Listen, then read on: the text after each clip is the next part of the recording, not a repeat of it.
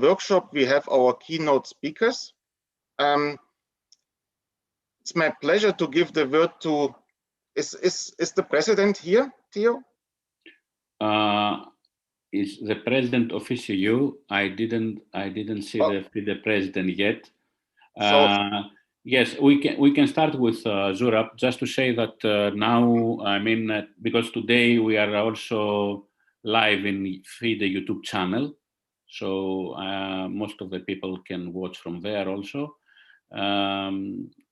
Just from now we are live, so we can start with Zurab, and later if Arkady can also take, of course. Yeah, hello everyone. Just Theo, I think I saw Akagi actually is here, the vice president. So if something happened, the president is not here, I think he will.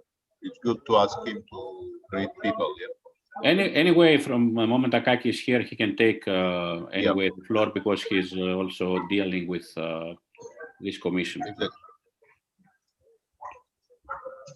Okay, so Zurab, I mean, we can start with you.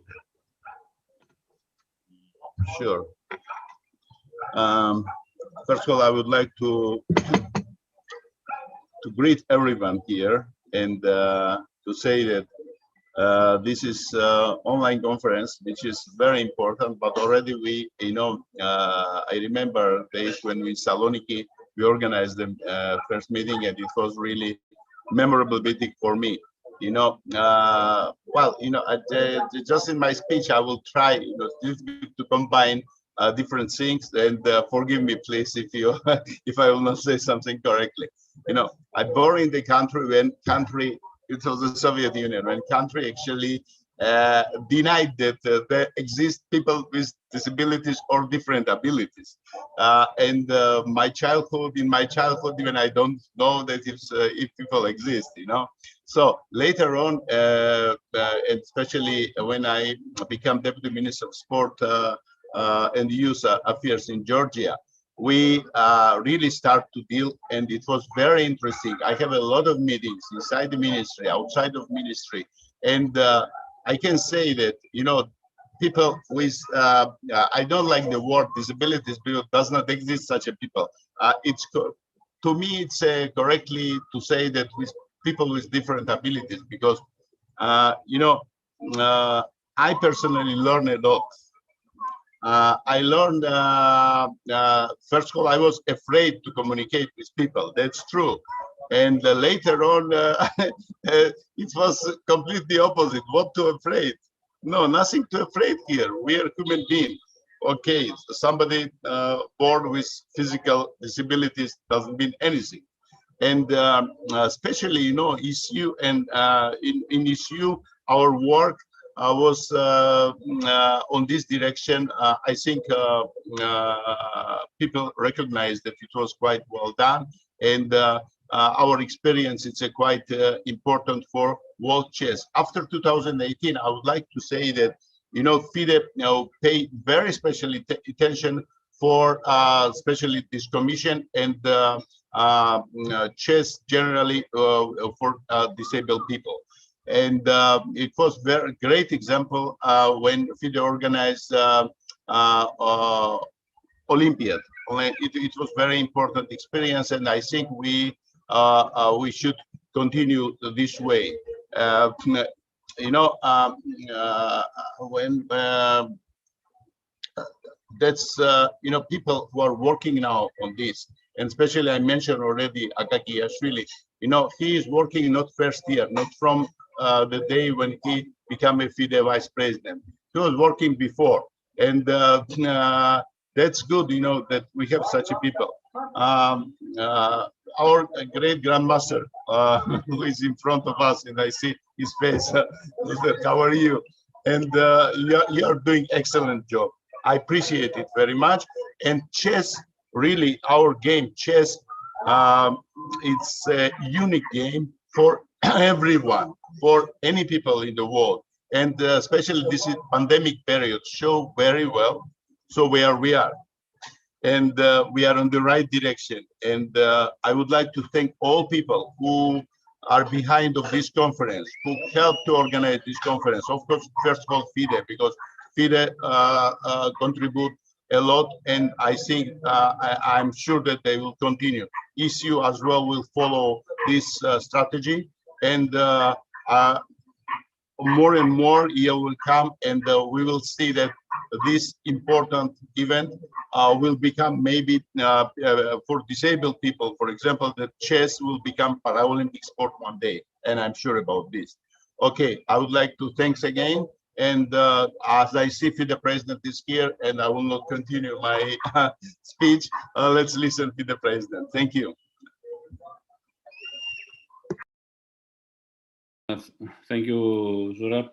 Yes, Mr. Arkady Dvorkovich is with us, so he can now greet the workshop. Yes, thank you. Thank you, Theo. Thank you, Zurab, for your kind words. I think you made an excellent introduction, and we all know about the efforts of the European Chess Union on this track.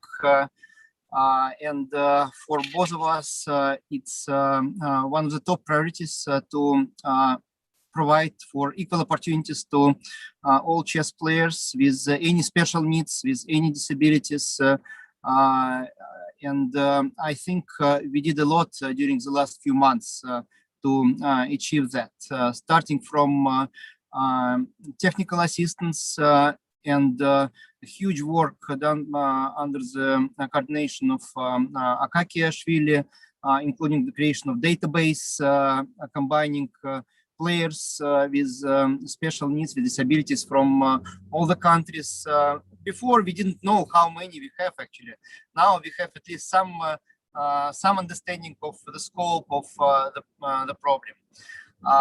We were able to organize a couple of really important online events, including the online Olympiad and individual events, and we have plans to continue that.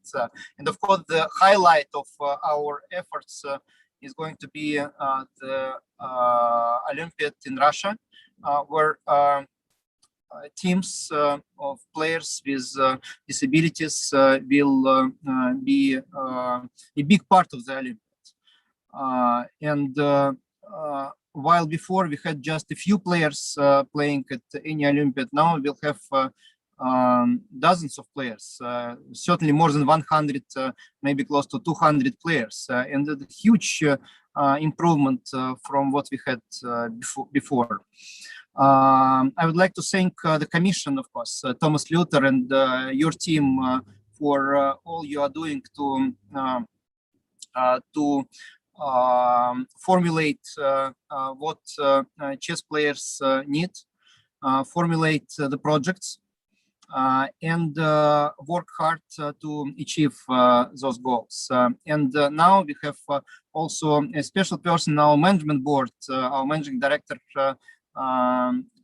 Dana Redince-Odola, who is coordinating this work from the management part. And this team, Dana, Kaki, and Thomas, I think is a great team that is very much able to achieve what we want to achieve. But today's conference, today's seminar is very important to have feedback, to understand the details of what people expect from us, and also to share with you our understanding, best practices, and knowledge to achieve the improvements. It's important that for some of our projects, for instance, for chess players with autistic disorder, we will have also some support from the International Olympic Committee. And I think our colleagues at IOC were quite happy that we requested funding specifically for this project. And I believe that could be another success story for the next 12 months, but not just 12 months, of course, for in long-term perspective, but it's a kickoff. We should start with some projects, with some activities that will be important for these players. Another important thing is to have true coordination between various FIDE commissions. We have a special commission for disabled, but we also have PDC, Planning and Development Commission. Sondra is here, I can see you. Also the Social Commission that has projects related to this track.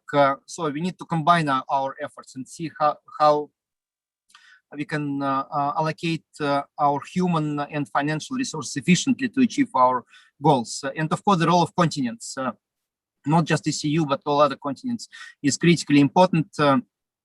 And I expect active approach from all the continental associations and federations, as well as zonal, of course, and national federations. So let's do these things together.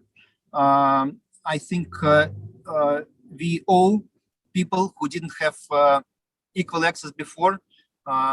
We have our indebtedness to them. So let's do more in the future. We started, and the next few months will be critical to show that we are able to achieve our goals. So thanks a lot. Thanks everyone for your contributions, and I'm always at your disposal. Thank you, Mr. President. And before I go to the next speaker, and maybe also invite Akaki to say a few words, because he is here and he is dealing with this matter. I want to say that really in the previous 2 days, we have this feedback, and I want to give also this to FIDE management. The two important things that asked with many people, but also as results from our discussion, is that one is that we need to categorize the disabilities. One day, I mean, let's say what exactly we recognize, because in each country they recognize different disabilities, and we must have a code as in IOC, but what exactly we recognize in CES. And the second is that many participants ask that we need to build this, Thomas agreed, we need to build a database with resource where they can find material about to teach blind, partial blind, to teach kids with syndrome Down. So we need to make a resource database when somebody can reach it easily and download this material. Yeah, I fully agree, Theo, both on the second topic and the first one, and we have to do it in close coordination with our partner federations, with International Paralympic Committee and those associations that are responsible for different kinds of disabilities. I mean, in multi-sport stuff, not in chess, but in sports in general. So that's one of the priorities for us also for the nearest future. Okay. Akaki, you are here still? Yeah, sure. Okay, please. Mr. President, dear Zurab, dear guests, I would like to welcome all of you. In 2018, actually, we started almost from scratch. But thanks to the President's support and bold and decisive actions of our Commission, situation has changed drastically. Online Olympiad and Disabled Olympiad is becoming part of the main Olympiad. It's a great success. It has never happened before. Now we are working on bidding procedures of this Olympiad. And what is the main challenge we face now? It's online accessibility of blind people or visual impaired people with 100% impairment.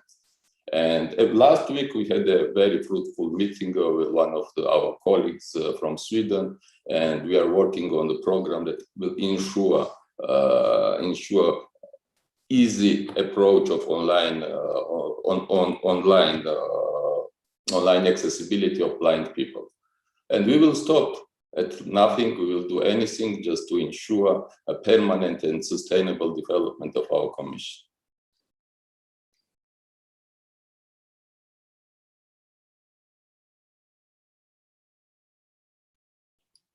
Okay.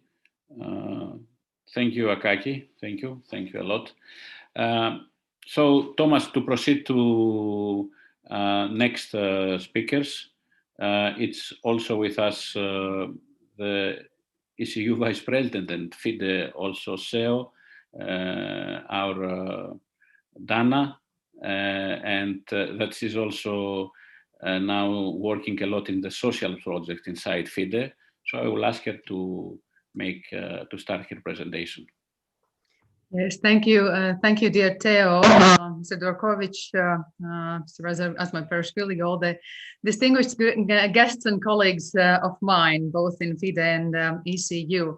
I would like to give you a bit broader scope of all the social programs of FIDE, so that you would better understand also the context where all our activities for the people with disabilities lie within in the broader scope. But before that, I would also truly like to thank you all for this great initiative.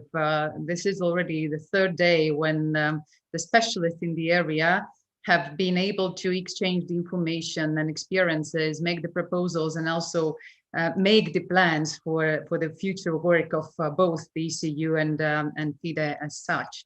So first of all, I guess, as already our president has stated, FIDE does very well understand that it's not only about the professional chess and chess competitions that the International Chess Organization is responsible for. We do very well understand that all the competitive aspects are just a means to achieve much higher goal, to make a better society by, yes, promoting healthy habits and inspiring the self-growth and ensuring the equality in the society. You very well know that the inequality in the world, it is a common problem. It was last year's World Social Report that also showed that 70% of the world faces even the growth of inequality, and that's in spite of all the growing development rates in the best developed countries. This is still a problem, and I also truly believe that such international organizations like sports institutions do have to be in the front line trying to combat it with the use of the best that they have with a sports mode. In our case, it's chess. So this idea has strongly been rooted also in the official documents of FIDE, both the charter, as you can see, where the inclusion of persons with disabilities and persons with different abilities has been strongly highlighted. And I would also like to remind that this year is also special for FIDE because of adopting the new document, Corporate Social Responsibility Guidelines, where also the inclusion of people with disabilities, but not only this part, other socially weaker or endangered or sensitive society members as well, trying to fight against any kind of discrimination. We have several instruments in FIDE how to enhance that. And one practical part, it is of course our development fund funding. And as President already mentioned, that we should enhance the better cooperation between different structures of FIDE and different commissions. This is the high time we're actually doing that, using the help of our PDC and using also the source of the development fund for the benefits of the social commissions and their priorities. I think it's interesting to have a short look of how this funding has been allocated previously. You can see that back in 2019, the major part or the lion's share of all the funding has been requested by the continents and the federations for the active tournament organization for the mainly chess events. COVID last year has made a difference, and you see that a shift has been made from not only organizing the tournaments and chess events, but more thinking already about the social activities like chess and education. But we do not stop at this, and in order to really streamline the social activities and also motivate the continents and federations to come with the social projects and various initiatives, we've been doing our job as well. You will hear more from Sonja's side, but we've introduced new KPIs. So shifting the attention from purely the professional chess demanding, where we have been demanding the increase of the quantity and quality of the active chess players and events, towards reaching the social goals. So with the three major priorities, and that's according to the and consistent with the FIDE Commission priorities, which is women empowerment, which is chess in schools or kids, and chess for vulnerable social groups like refugees, chess in prisons, and people with disabilities and special needs, as mentioned before. And I would just shortly touch upon a few of those examples that we do already see the first results. One, that the visual part of it was seen a few days ago on 11th of May, when we organized the first Chess for Freedom or Chess in Prisons online conference and a demonstration match where 4 countries were fighting each against the other, but actually it was a friendship match, hopefully urging those institutions that have been participating in the conference and seeing how successful these kind of projects have been implemented in the prisons of various countries, to launch such initiatives or to continue and expand them, so that in the autumn, when we have the continuation of this project on 13th and 14th of October, which is the International Day of Education of Prisons, when we will have the Intercontinental Online Chess Championship for prisoners, we will have much bigger number of the teams than we used to have 2 years ago, when we reached the number of 7. So judging from the experience of Latvia, when the authorities already called me right after the conference that they are eager to launch the chess programs, we do see already the first results, really getting these people who've probably made the mistake in their lives on board, giving them the chance to go in for not only a very exciting activity of chess, but using it also for their reintegration. Women in chess, I wouldn't talk about all the professional events that FIDE is working hardly since the beginning of its establishment, but this year I think, and the next one will be special, since you probably already have noticed that the year 2022 has been announced, the year of the women chess, and our Women Commission is already preparing with different various activities this year, mainly targeted for the amateur chess players, so that we do not focus only on those few highly rated strong players, but also trying to get on board as many young girls, as many ladies as possible, in parallel also giving them the skills necessary in their everyday life, how to combine, organizing the seminars on how to combine their professional life in chess with the kids. Mental health will be also one of the topics that the chess players have been also indicating themselves as being a very important one. So this is also a very nice example when our Women Commission is cooperating with our Medical Commission, raising those topics that are of high importance. Chess for Refugees, together with our Asian Chess Federation and FIDE Chess Academy, we have already implemented and supported the initiatives for the refugees in Jordan, where 2 years ago, 2 young ladies were given the skills of a chess trainer. Last year, 45 kids were taught and given the skills of chess with a very nice international tournament organized on the International Refugees Days. And we are continuing to build upon this initiative.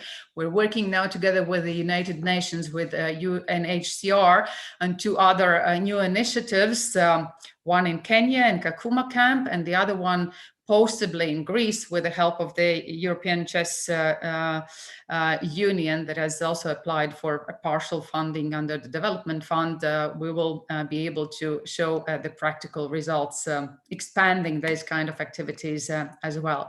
Chess Veterans Program, that's already an old program, but I just wanted to mention it because probably it has not got strong public awareness so far. Since already 2013, almost 200 distinguished chess veterans, players, coaches, arbiters have got an annual support from FIDE's side. So this is a program that has been actively developed and will be strongly supported in the future as well.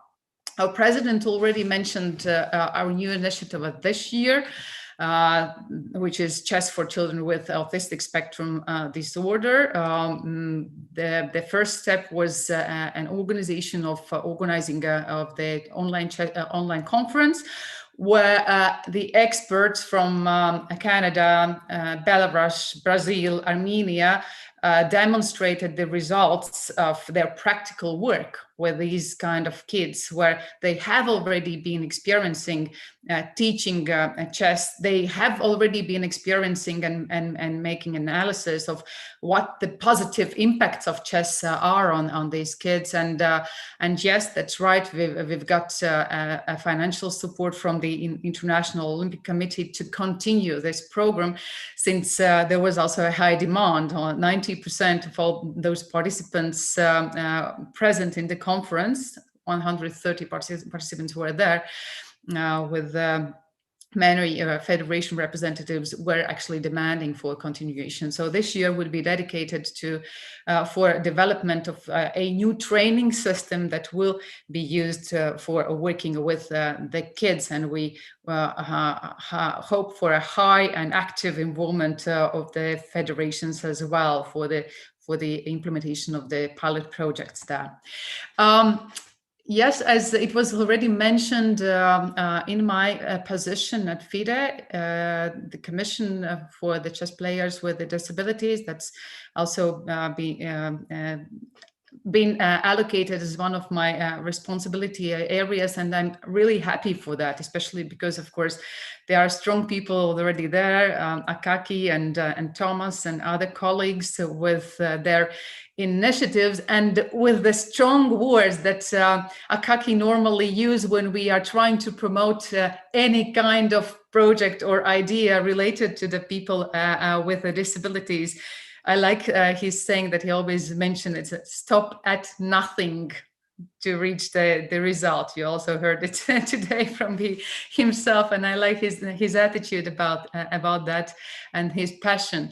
And I must say that I also do have this passion, and normally you have your personal story behind that, and I just wanted to share with mine why I'm so motivated to work in these areas. I guess it was like 2 years ago when I was approached by 3 NGOs from Latvia, and they were inviting me to give a simultaneous exhibition game in London in the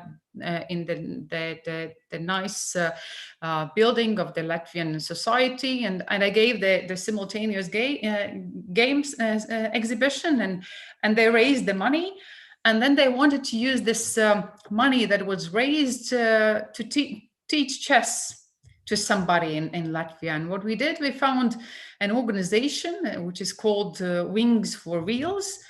12 people in the wheelchairs, 12 people with the physical impairment. They expressed their interest to learn chess. They didn't know before what the chess is. They didn't know the moves. Somebody probably had some minor skills from their childhood. But then we found a volunteering coach, and we were working for several months with them. Unfortunately, the COVID did interrupt us, our big plans to organize a big final event, a simultaneous exhibition with them in our national library. This is something still to come, because that's some special event everybody is waiting for. But we made a short survey, and you see what the feedback was. They said that it took them back to their childhood, that they have discovered a new discipline where they can prove themselves. And if before they thought that chess is something complicated and probably not at all for them, now they do understand that the chess has become their best fitness for their brain, and of course they are eagerly waiting for the COVID restrictions to stop so that we can revive our training, and I hope that we will soon also prepare the local team for the FIDE chess tournaments and other events, so we can have another few names in our database. But what gave us the most, I think it was the emotions that we experienced working with them. I would just show you this picture, which speaks of itself. And I cannot imagine if there can be and there is anything better in this world than this sense of satisfaction, joy, and the ability for them to communicate between themselves, acquire new friends with the help of chess. This opportunity to feel alive and feel strong with the help of chess. And this is something that I guess we are in such a good position to convey to the world with the help of International Chess Federation. And we will try to do our best to do that. President already mentioned a few events that have been organized since the last few years, and I know that tomorrow you will hear a lot more detailed stories from my colleagues Bologan's side, but I would just like to remind that last year FIDE was able to, under the strong leadership of our Commission for Chess Players with Disabilities, to organize probably the biggest sports event in the world. So more than 400 players were participating in our first online Olympiad for people with disabilities. And this is something that we will try to continue and organize this year as well. We already know that Germany and Dresden, they're trying to organize a World Individual and Team Championship in Dresden, probably in the hybrid form for those who will not be able to attend. We'll try to work, and we're already working with our sponsors of FIDE to continue the Confederation Cup. In 2019, the first one was organized in Turkey, which has been a very nice experience. It was already mentioned, yes, that the Chess Olympiad for the people with disabilities will be organized in Khanty-Mansiysk in Russia. But I think one of the major achievements, I would say at the management level, that we've experienced this year, and that's with the strong support of Arkady Dvorkovich personally.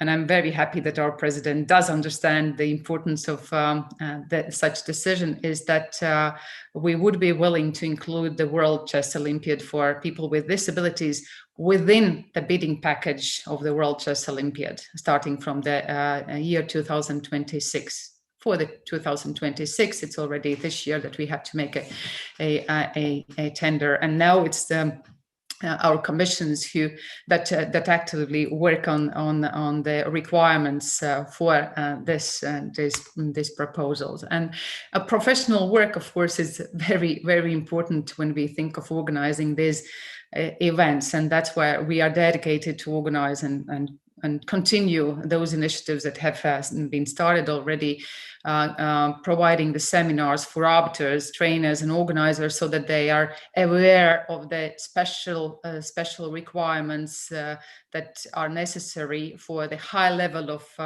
events organized for the people with disabilities. You already mentioned that categorization is very important, so that we are able to best address the special requirements of these chess players. And that's why, of course, when we think of the regulations and the requirements, the professionals have to be attracted, and it will be mainly the responsibility of our commission to give their input for putting up the framework. And I'm also very happy that even these kind of events, like today, like yesterday, give the impetus and the motivation for the new initiatives, like the Trainers Commission and Disabled Commission would work together to provide a dedicated course for work with children with disabilities. So, and at the end, of course, from my side, I would once again like to thank you all, and remind one simple thing. You know, when I was a kid, my coach was trying to teach me to play objectively. You know, at the very game, to concentrate only on the chessboard, only on the pieces and make the best move ever and keep yourself distant from your opponent. I never learned that, but actually this is something that I love about chess, because I do regard this as a sport, as a game that is not only happening on the board, that is actually a very strong interaction between two people playing against each other. And this is something that I also believe strongly, is that the chess world, the chess politics, the chess management, that's also not only about the sports, not only about chess itself, that's about the strong interaction, about supporting our chess society and about keeping the equality strong there. And that's our task in FIDE management, so that we really feel like gens una sum. So that was from my side. Hope that you got some useful information as well, and felt the dedication from my side. Thank you. Thank you, Dana. I think not only we get useful information, that we took a lot of information about the social activities of FIDE, what happened and what is going to happen. It was very inclusive, all this information. Of course, if any of you, you want to make any question through the chat to the speakers, okay, advancing this discussion also, they can also answer if there is something specific. But we can continue with our next important guest, Sonja Johnson, the chairperson of FIDE Planning and Development Commission, that also supporting this workshop and all these activities and social activities in continents, in federations. So I will kindly ask Sonja to give her presentation and to the workshop. Thanks very much. Are we saying good day, everyone? It's morning by me, but I know it's afternoon or evening by most everyone else. Can we see my screen? Yes. Okay. So I'm going to start the slideshow. Okay, so first of all, I want to say thank you very much for inviting me here today. Of course, Theo is part of my team, and many of the members of the other commission, chaired by Thomas, again, are good friends of mine. So I really I'm happy to be here. I was there in 2019 physically in Thessaloniki, and I'm happy to be here again to see that this is being continued in 2021. As Theo had just said, the FIDE Development Fund, it's through the PDC and ECU is one. This is how we collaborate to make sure the FIDE president spoke about collaboration and so on. And of course, we felt that this was an important event that needed to be supported. So Dana touched a little bit about the general types of programs that FIDE is involved in on the social level. We heard about what the commission is doing and FIDE from the president, his vision and so on. I'm just going to take you through a little bit of the enabling environment that facilitates some of these projects and programs within FIDE, and just share a little bit about what we do as a PDC. I know many of you know some of what we do and some of you may not. So maybe it may be an opportunity, even if not for you, but to make sure that your federations access the facilities available so that we could deliver on some of these events. So we're going to start firstly by just taking a look at the development fund now. Every year, FIDE announces their budget and so on, and carved out of that, a portion of that budget goes towards the development fund. So here I just wanted to show you really where the allocations have been since 2019. You see the allocation initially was 3 million, which went down to 1 million in 2020, and then another million in 2021. And of course, we understand why, the impact of COVID. But the good thing, it showed still that there was still this commitment to ensure that there were development programs within FIDE, right? And you're going to see here the bulk of the funding really goes towards federations. Those are the members of FIDE. Those are one of the key stakeholders of FIDE, together with the continent. So that's where the bulk of the funding will go. And then we realize that there are other kinds of associations affiliated associations. So we've given money in 2020, and then in 2021 we also incorporated some commissions, and I'll go through that just like a little bit more a little later on. As we move on,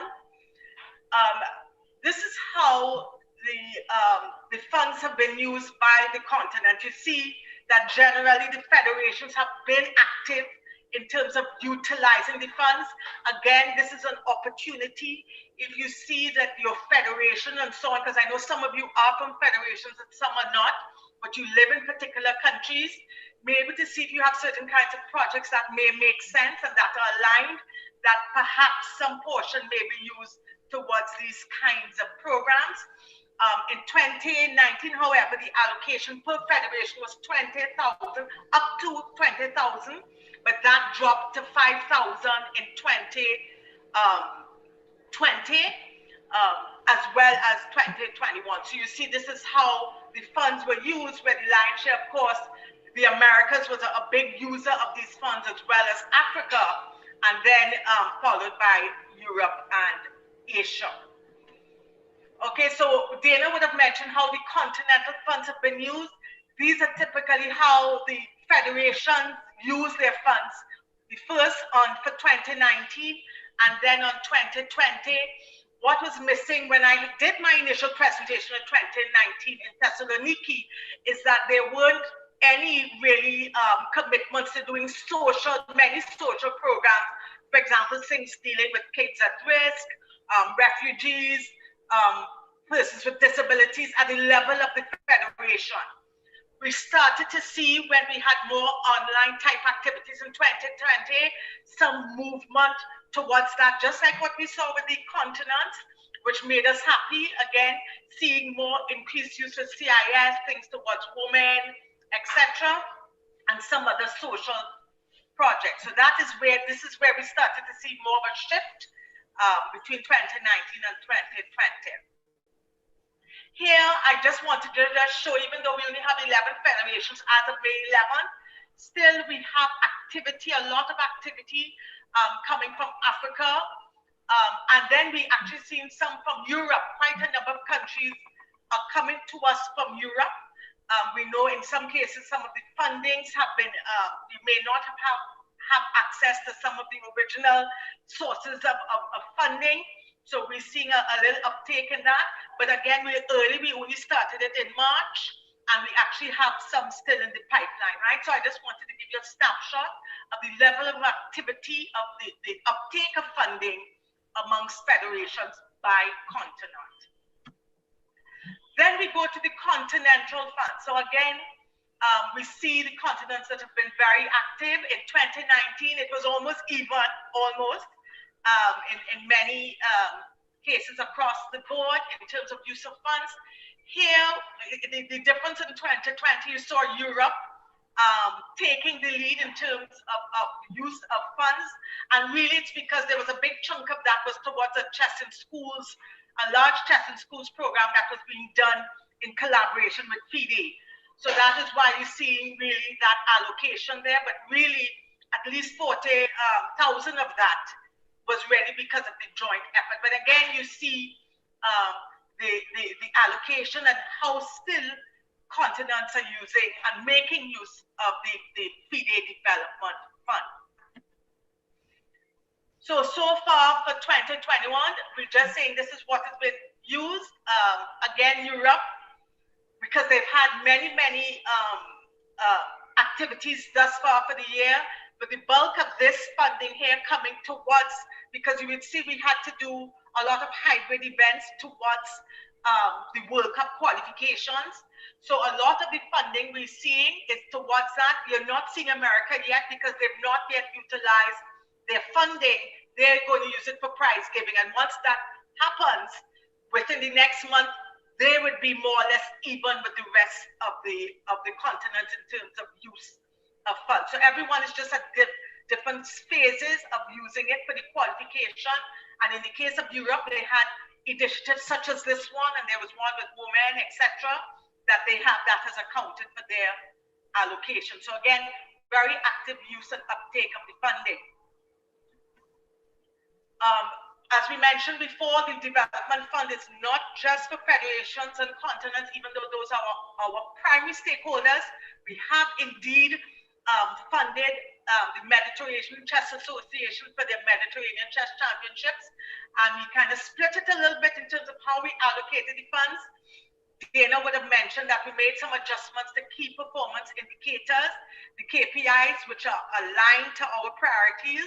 I'll touch that a little bit in a minute or so. So you see still that we are still making allocations towards organizations that help to promote and develop chess. The difference in 2021 versus other years is that the FIDE made a decision through the PDC and of course with the support of Dana to try and give funding towards commissions, because we all know that the budget shrunk over the past few years. So we felt that in the past, we had asked commissions to use funding either through the continental allocations or in some cases, some federation allocations. But we realized that there were some activities that could not really be covered under those types of arrangements, right? And we had some that depended on some sort of development work and that kind of thing. And that is why we decided to have a separate allocation towards commissions. Of course, it looks at things that are more global in nature and more systemic, that helps to really develop the work and advance the work of the commissions. So these are the commissions that have accessed funding by the PDC to date. Of course, EDU, and you see what project and initiatives. In the case of EDU, which made sense, you wanted to do something, but before rolling out, let's make sure we have a solid program so we know we're putting out a quality product. In case of trainers, they came to us saying, here now we have these ongoing issues in terms of some of the lower development level federations really having access to quality training. So they came to us with a program which we felt made a lot of sense. And we said, okay, we will allocate this sum of funding for that particular purpose. And finally, many of you may have also participated in the Arbiter. The Arbiter's commission developed and designed a program, because we know, given COVID, a lot of things are now online, or we have to deliver via hybrid arrangements. So the Arbiter's commission came up with a program with 2 modules, of which they asked FIDE to support, at least for all federations, to have representatives to participate at least in the first module. So they would be equipped with tools to allow them to really maximize the use of the new arrangements, right? In terms of online and hybrid, and by all that we've seen so far, all the reports, this has been going extremely well. So you see, this is not just giving funds just for necessary particular activity. It depends on the scope and this, whether it's a systemic type of problem we're trying to address, so we could make sure we could get future benefit from the investment. So that's the difference here with funding the commissions. Then we take generally, because some people may ask, and people come to us, so how do we access funding? This information is actually on the PDC's website, but typically there's a certain email that everything must go to. Of course, once you're one of the 4 groups that I've just mentioned, Federation, Continent, Affiliated Organization or Commission, there's a certain email it must go to that triggers our process. But what I want to focus on, these are the things that we look for in terms of the criteria. We look, is it aligned to FIDE priorities? This particular event was funded by the Development Fund because it was aligned to FIDE priorities. So that's why it was supported in 2019 and again in 2021. The clear documentation of activities. What do you want to do? What are who it is going to be touched by this? Who's going to be impacted by the use of these funds? Okay, where am I moving to? What are my objectives? So that has to be clearly documented, or else sometimes you will find there are delays in the processing of these types of requests. And of course, value for money. Just like FIDE is a key to say, you remember FIDE is looking at these as an investment. This is an investment in the development of chess. Let's not forget that. So any funds that are used, I mean, I am ultimately accountable, and through Dana, at the end, through her guidance and so on, we have to make sure that everything that we fund makes sense for FIDE. Okay, and that's why we've set up certain criteria to make sure that we get a certain return, whether tangible or intangible, on the use of funds. And of course, at the end, this doesn't stop with me. There's oversight on the funds. So therefore, at the end, the FIDE Managing Director through Dana and the FIDE Treasurer approves every single request. And then once it's approved, then the federation or the continent or whoever's getting the funding is advised. So there's a very clear and transparent process as it relates to the funding, right? And you would see on the PDC's website, every bit of it in terms of which federations were funded is all there on the federation. You wouldn't have these specific projects. That comes after when they do the reporting, which is also on the PDC's website. So we have a very transparent process to make sure to manage from end to end, follow the funds until final use and reporting. So Dana would have mentioned that we did some restructuring of the KPIs. Now she focused specifically on social, and you see the social I've highlighted here in yellow, right? So we know in the past, a lot of times, a lot of focus has been on the core KPIs, like do we have players, how many events are we doing, how many tournaments, trainers, arbiters, etc. So that's good to build the foundation for the particular federation. But we view in FIDE that chess is much more than that. Chess has a bigger role to play and a bigger responsibility. So that's why, even though it was there in some instance before, but we made it very clear in the KPIs that we want some level of focus on social or special projects, right? Dana went through the whole list that FIDE is already embarked upon. So there are particular KPIs just for those types of events. And we're really encouraging all parties to try and see what elements they can incorporate within their programs that are funded. Now things, and again, Dana kind of alluded to this as well, things must not only be done, they must appear to be done. So that's why the promotion element is also important. So we can have the best programs in the world. If nobody knows about it, we are doing ourselves a disservice. Yeah, FIDE is not capitalizing on the amount of goodwill it could build by showing all that it is doing. Okay, so this is an opportunity to build FIDE's profile and the profile of federations, continents, affiliated associations, as well as commissions. And finally, partnerships. You would recognize that you can't deliver on your programs locally or anywhere without key partnerships. Many of you have started in 2021 looking at chess in schools. You can't deliver that if you don't have support from your ministries of education or etc. If you have a ministry of sport, you know, so you can't do those well if you don't make sure you have certain strategic partners whose missions and objectives are aligned to yours. So by restructuring the KPIs, we are trying to build the capacity amongst all arms of FIDE to make sure that you address all of these areas, so that way you can build more of a robust and sustainable organization.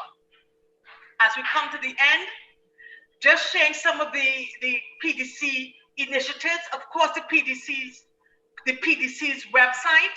Guys, make sure you go to the PDC's website. I know people coming to us. The information is all on the PDC's website, especially like funding applications. Every single document is there that can be downloaded, completed. Of course, you could come into us with questions, but everything, we've tried it to be there. We will continue working with commissions to make sure we deliver on programs that make sense for FIDE and that help us to deliver on FIDE's mandate. Okay, that is a must. We've also put on the PDC's website, because people had issues getting some federation data. We have a resource library section on the PDC's website where we actually have just an Excel form, but we have by continent, there's a column for continent where you could filter and you could get information by continent or for a particular federation, and things like number of players, FIDE rated players, number of arbiters trained. Now, some of the data you would see, we would have put a little asterisk next to, because like arbiters and trainers, we're still working on the integrity of some of the data, but in the main, we've tried to put data there. At least it would be some baseline that you could use to see where you are at. And that resource library also has things like previous presentations we would have done, previous trainings we would have done. So all those presentations are there. So you have a resource area that you can go to. The next stage, because we are committed to transparency, we are trying to work with the ELISTA office to move from sending emails to an online application and processing system, similar to what you do for a visa. That's what we are thinking, so that way everyone could know what is the status of their application. Of course, this is linked to the availability of resources, but this has already been designed and shared, and we hope that this will happen. The other thing that people come to us for, and it's important as we look at the level of funding, people are asking us, tell us what our development levels are. And we've had a lot of feedback in terms of the inadequacy of the current system. And so we are trying to change that with additional criteria. And finally, we've included to make sure that whatever we fund gets to the PR team. Sorry about that, my noise, my friend. And finally, here we have all the ways in which you could contact the PDC. Of course, the website, through the secretary. Okay. This is how we could contact us at the PDC. And I just want to say thank you for taking the time to listen to me today. So, Sonja, as always, you describe all the details around the program and about the work of the PDC Commission that is very, very important and very remarkable the last years. I want to say that, of course, we will break, but we can still have some time for some questions, especially to our guest in this first hour. So I want to check also the chat with Thomas if there is some specific question.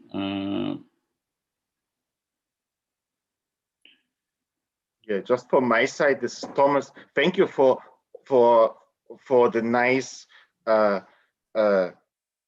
presentation, Sonja. It is very good insight for all of us actually how FIDE works, and PDC really is doing a great job.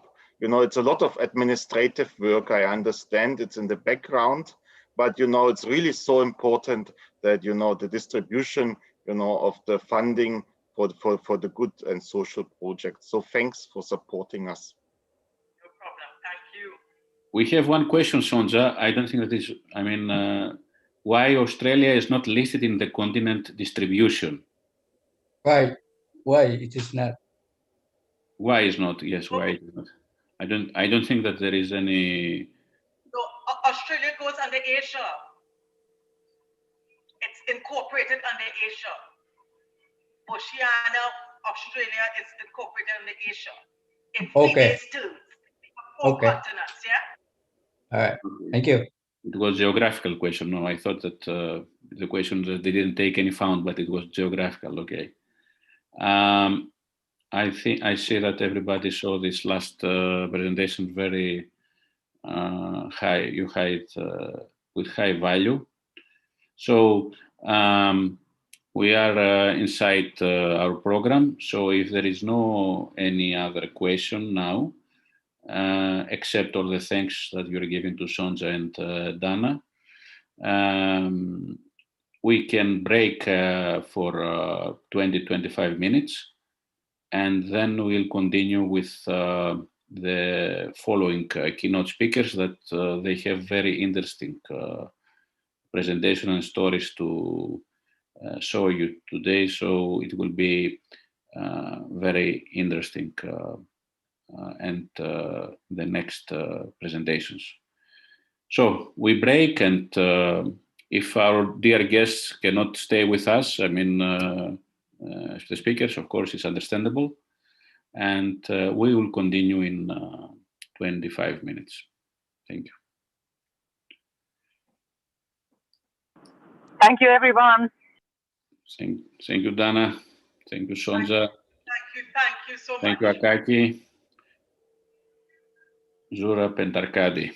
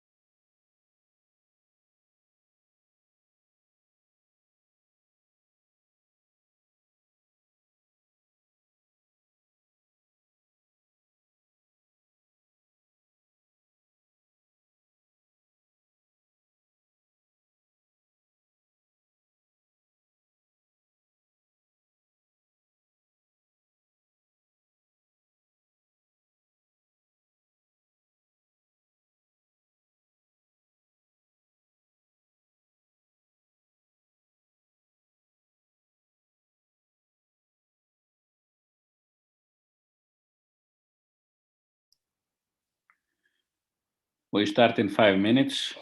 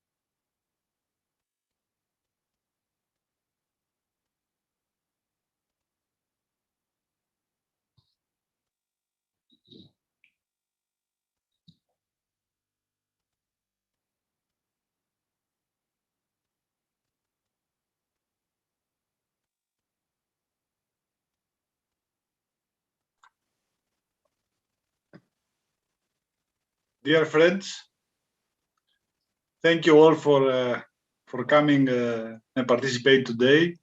As you know, today is our special day when we have already welcome speeches from some presentations from FIDE officials and ECU officials.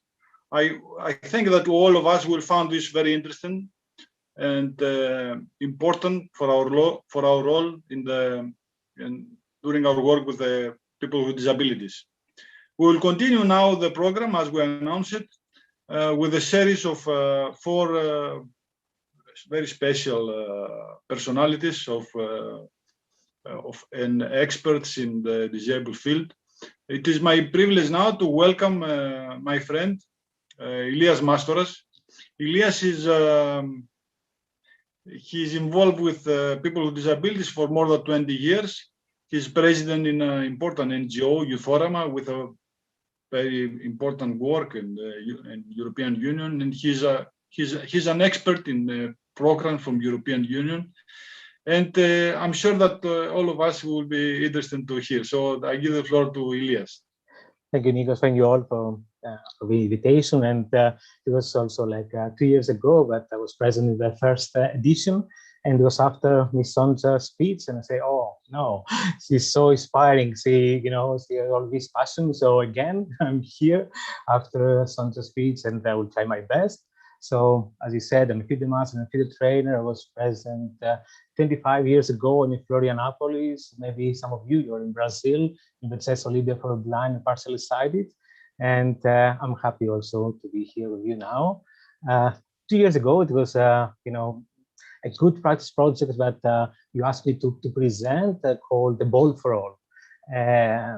How the story goes about the Ball for All, it was like 4 or 5 years ago. I wrote a CES fairy tale, and in School for the Blind, they told me, look, Elias, it is printed for the sighted, it is also in Braille system, but because it's a fairy tale, blind children with the age of 3 or 4, they don't know how to read Braille. So let's make a narration of the fairy tale in the studio of Thessaloniki School for the Blind. So as a surprise for me, as a present, they brought also Leandros. Leandros was a 3-year-old child with visual impairment.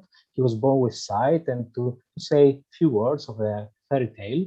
And at that time, I gave him a present, the adults ball for blind that already exists, because blind football was also a Paralympic sport. And I said, oh, we have a problem, because Leandros was so young and couldn't play with this heavy ball.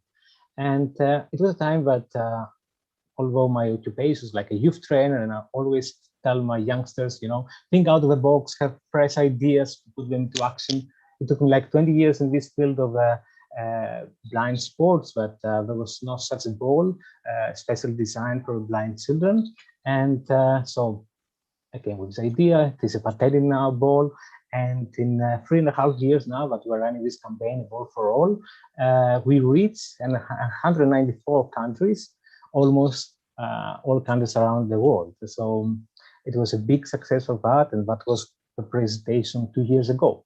And for those who were present then, they will say now, but why Elias also now with us? I'm gonna show you a short video for an introduction, but by that time, the educational program Ball for All and White Flags, I'll explain what is a white flag, has already been approved by the Ministry of Education in Greece to be delivered in all type of schools where pupils with visual impairment attend. So I will put a video. So it's like 40 seconds, so. We all know that every child has the right to education, and every school must embrace difference. But what about the right to play? Blind children can't see a ball, but they can hear it. So we made a special ball that jingles so that all children can play with it. And it's fantastic to see kids play together with this ball. And the most important thing is that this ball is not for sale, it can only be donated. Learn more about the educational program, A Ball for All. So what you notice also here in that this promo video, it's like at the end, there was a logo of Erasmus Plus logo, and that supports also sports programs. And it was like a year ago, exactly at that time, that the deadline for the new Erasmus Plus sport programs was almost at the end, and you need to submit new ideas.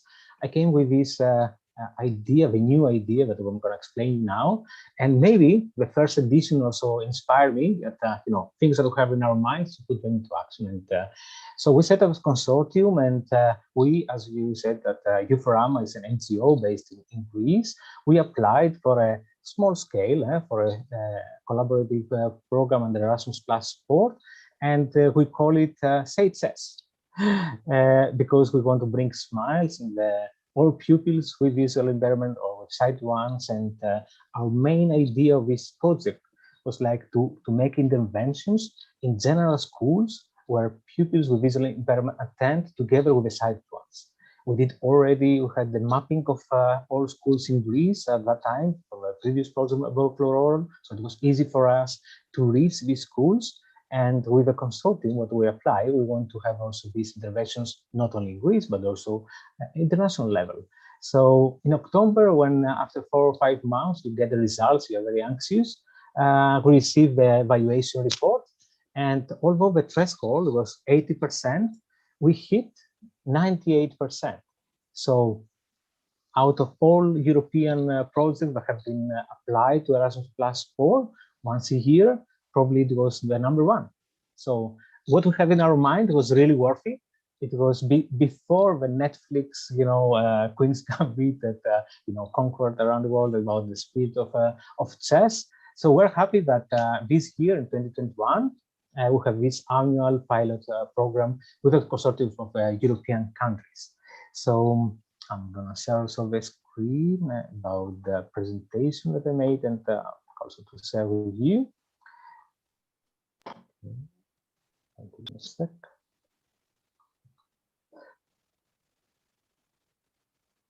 Okay, SAGES. So it is already funded by Erasmus Plus Sport program, and believe me, if you have something in your mind, okay, apply, because if you don't apply, it is for sure that you're not going to be approved. So you can see on the left side we have the logo, and it's 3D, and we'll also have this blended team of players. Also, you can recognize this knight, that is also blindfolded, and we try to make it, children friendly with a selfie stick and take a picture of that. And the idea is also behind to design, not new educational programs, but to take the best out of them, okay, and to make the necessary adaptations, okay. So instead of having only the editions for the sight ones, we also made these editions also in braille system with tactile also drawings, because we want to have all inclusive, especially for the blind children. As I told you before, we had already the list of schools, but general schools where people with visual impairment attend, because for us, we understand that personal development is very important. If you go to a special school where blind pupils are there, so it is also that important. It is also important the empathy to go to general schools where there are no pupils with visual impairment, and to understand that, to be in the shoes of pupils with visual impairment. But the main priority of this program for us is the inclusion. And to achieve inclusion, we have to make the interventions where blind pupils, they mix together with the sight ones. So apart from the ball, that we have a ball for all, but it's also accessible for all. Now we have also the chess sets that everybody can play, that they're also for the blind and visually impaired, so we don't have to invent the wheel, okay, it is there. We have the educational packets, and I'm going to explain you also what we have with us when we go to schools. So here you can see an image of our academy headquarters in Panorama of Thessaloniki. So we bought accessible, inclusive chess sets, and the idea behind, again, is that we will only distribute them for free. So wherever we go, to every school, after the intervention, we will leave the inclusive chess sets that everybody can play with it. And as you can see, we have also the addresses for the schools in order to pack all these. We have the printed versions of fairy tales, and it's also for free to be in the library of the school there for all to convey the philosophy, to convey the values of this program, and of course all the editions of educational packets also for blind and with tactile drawings. And okay, this year, when we start in 2021, it is a challenge year. It is very difficult to enter to schools. Most of the schools around the world were closed. Okay, they use other platforms like Zoom, WebEx, whatever. But special schools in Greece, they were open, and we have a chance at the beginning of April to go and make the first intervention in our municipality. It is based school for the deaf and the hard hearing. So whenever we have a new program and new project, that we always ask, can you come and include our pupils there? So you can see now in that photo, they're like 12 to 18 years old in the general, in the secondary and high school. We combine also the activities of the healthy in body and sound in mind. So we use also the ball, but we also have this inclusive chess program for the schools. And now you can see that how we implement that. We have an application that we make a connection with chess and human rights education. So imagine, for example, because most of the pupils, they don't know how to play chess, okay? So first is the movement, so the movement of pawn, for example, and then the second question that it is related to the movement of that, we combine with the human right. So for example, how do we call this person that cannot move backwards, cannot go to his or her country? And there is a multiple choice, and you can say that if they click refugee, then it's the correct answer.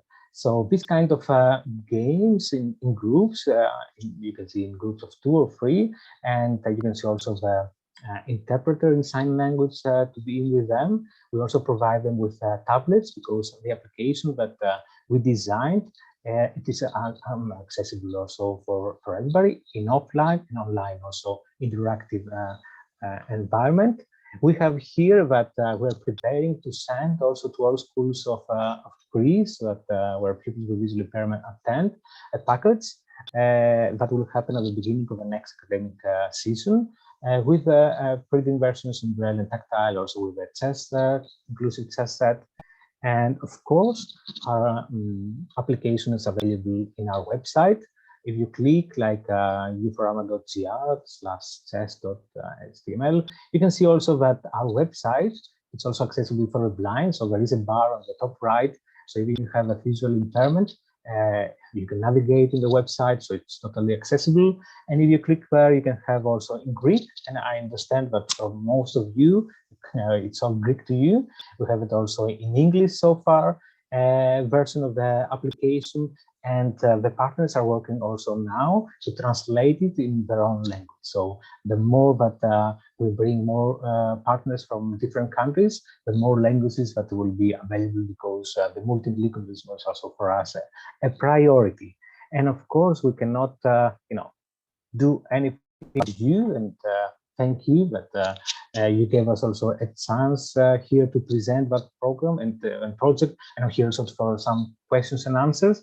But we need ambassadors. We need people that not only in our chess community, they're well known, but around the world. Okay. So when we present the Ball for All campaign for the first time, it was in Qatar, and we have with us Xavi Hernandez from Barcelona. So it was amazing that we understand that this tribute of football and blindness and children, attracts the attention, and that's why now for this Say Chess program, we have our first ambassador.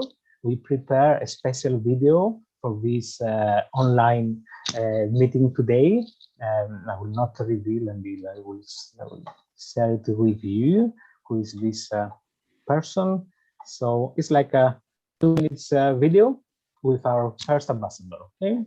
So I hope that I shared also the sound. Just let me know. Oh, wait. Mistake. I'll start again. Colors is the ideal key, the ideal methodology that you use in order to use it when we approach general elementary school. So well done for this innovation that you have not only in Hungary, but hopefully all over the world. Okay, thanks. It's an optional subject, the chess palace, which is running in schools for elementary school children.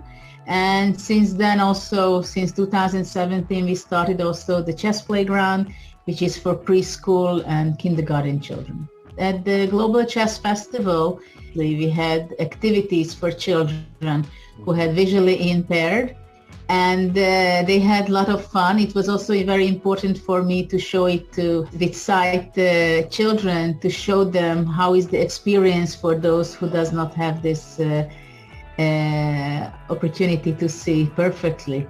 And it was a very special program at the festival. It was a very popular program because kids who had the sight, they were covered with their head and they were trying to figure out where the pieces are. And I think it's very important to make people understand that with the visually impaired and blind people, they should also have the same opportunities or very similar ones, which we have. And that's why we took it as part of the program of the Global Chess Festival, to show to everybody that blind people can also play chess, and there are some very good players as well. For us, like in the next year, we hope that this will be like global and to interact all over with the chess community all over the world, and to have a vehicle of chess palace there, and to make all the adaptations that is needed in order to provide all these tools from the general schools where blind pupils attend. Well, that would be wonderful if chess can reach out to blind kids and visually impaired kids, because I believe that chess can help them to have some self-confidence, and also the game itself is very important for children, and they can do it, but you have to have great tools and great teachers to be able to make them feel comfortable with that. So Kesenem, thank you very much. And if we say chess with a smile, that will be our message, to bring smiles to every child all over the world. Say chess. Say chess. Say chess then, and thanks to we share the common values with Julie Folger and her foundation, also with the Play Magnus group in this field, that inclusion is our priority, putting pupils with visual impairment first in this program. And we hope that also next year we'll do also great interventions, community events in different countries where pupils with visual impairment will formulate teams together with sighted ones, and they will be all together. So thank you all. I hope that in the next edition I will bring more news about this fascinating program, and we're only at the beginning. So thank you again. Thank you, Elias. Nice to see you again. And I remember last year, 2019, Sonja, I don't know if you hear, we remember that when you were presenting the program Ball for All, we were telling time to do something for chess, okay? And we have many talented people in Greece and related with chess, and really you start this, I know, and some other of your future plans. And what I want to tell you is that this is related, are you doing that we had many requests, and yesterday and the previous days, I mean, people are looking material, exactly how to teach chess to blind people. I mean, books, methods, and I don't know if this program will do exactly this, and how we can help people here, let's say, to reach all this material that they can use for their own country, their own area, to teach chess to blind kids or partially impaired. Theo, for us, like we have experts in the chess community that we are working with blind pupils with visual impairment, you know, in the school for the blind, for example, or in their clubs. For us, when we make intervention in a general school where people with visual impairment attend together, we care for everybody. We care for the 19 sighted ones plus the people with visual impairment. That's why that was the idea behind, not to make a new educational package, but chess palace will be there, okay? We'll make all the adaptations, we'll make all the everything that is needed to provide for free all these tools. And for us, we are not going to design new educational material, but to be accessible to everyone. Thank you, Elias. Thank you. Elias, thank you for your presentation. It's very important and very interesting, this project. It's important to point out that Elias and more people that they work in this area, where they are looking always for more people to contribute and to cooperate from all over the countries. And this is my question, Elias. I mean, countries from Europe, of course, they can approach you and they can participate and they can join the program. Is it possible in this program or in similar programs in the future, other countries outside of Europe to participate? Yes, it is possible. And now that Erasmus Plus, for example, exceed almost twice the budget. And there are also other, apart from it depends on your expertise. If you are working in schools, okay, you have a special school program. You have also for us, sports also is there. And the experience or the invention with the consortium is from the sports field.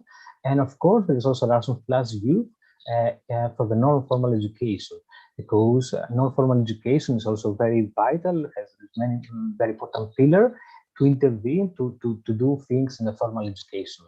So yes, if you read the Erasmus Plus user guide, it is not only open for the program countries, but for all countries around the world. Maybe there are some limitations to the number of countries that you can involve as partner countries, but yes, it is possible. And it is very nice that we have here from all continents around the world that we can collaborate in this field. So those projects are very important. So we encourage, and this is from our workshop, we encourage all participants to join forces, and all countries that they're interested to share similar projects, to be in contact with Elias. Everyone is welcome. And is there any question now? We can still have Elias for 10 minutes. Just anyone? Yeah, before that, because I can see on the chat that somebody sent me a direct message, the material that we distribute is for all type of schools where pupils with visual impairment attend. The special ones, but the majority, of course, they're the general ones, from kindergarten to high school. Okay, so for us in September, we'll provide for free this educational package to all type of schools in Greece and hopefully in more countries. Very good. Thank you. This is Thomas. Thank you, Elias, once again for your nice presentation. Yeah, it's always, enlightening how many projects there are for sports with disabilities. So, we as chess players, we hope to become part of the Paralympic family. So this is always nice to have you, showing us, giving us a connection there, and we will really try our best, to improve on our game. Thank you, Thomas, and it was also nice to meet you 2 years ago. And coming also from the blind football field, in order to formulate a team, you need also sighted and athletes with visual impairment. In every training, in every game, we're all together. So this is the idea behind the inclusion. Is not only to discuss about the personal development of people with disabilities, but to be all together, because this is fun to be together to do all the things that we love. Elia, people asking how to contact you. Okay, so I can write on the chat my email. Okay. Yes, because it's personal data, you can write by yourself. Yeah. Okay. So I will write to everybody, so you can find me. You can also visit the website of the Youth Program or for Both for All. Okay, and there's also the information there and how we structure also these good practice case studies of Both for All. To be present around the world. And this is also the idea behind about Say Chess. We hope that in the next years, we'll be present in every country, donating and distributing for free the inclusive chess sets and the material.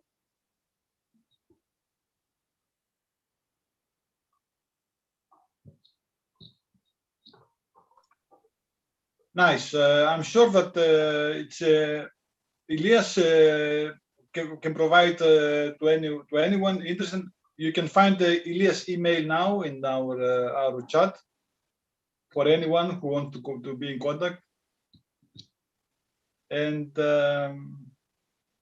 we still, if you have any other question, Elias is here.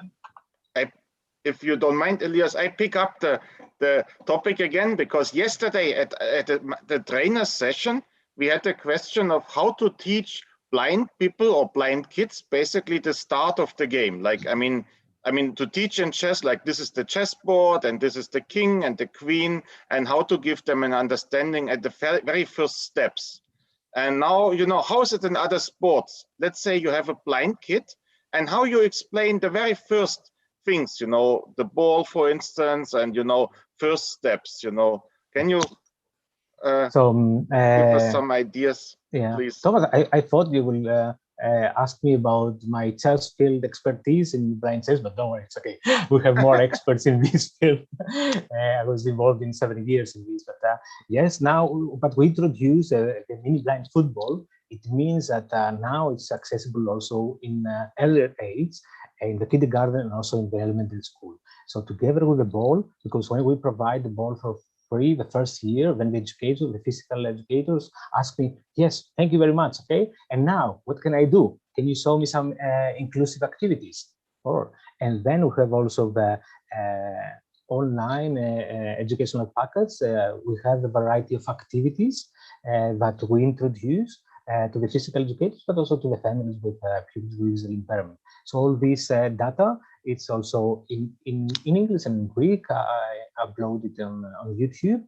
And the most important thing is like to be safe, but we can play all together. Of course, in the chess field, you know, safety is not a question, but if you can make it in blind football and in games with the use of mini blind football, imagine how easy about chess. So yes, apart from the ball, we have also all the methodology that we use according to the age limit and to the school type of school.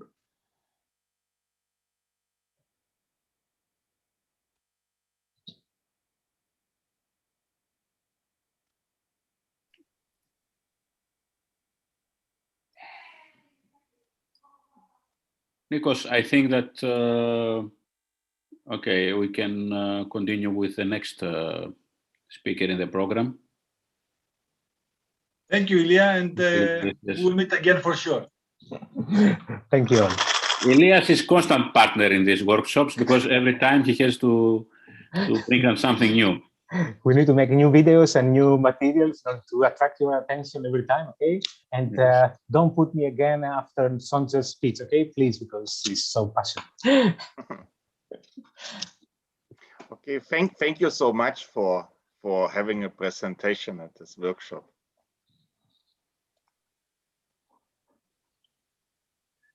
So our next guest is Dr. Marape.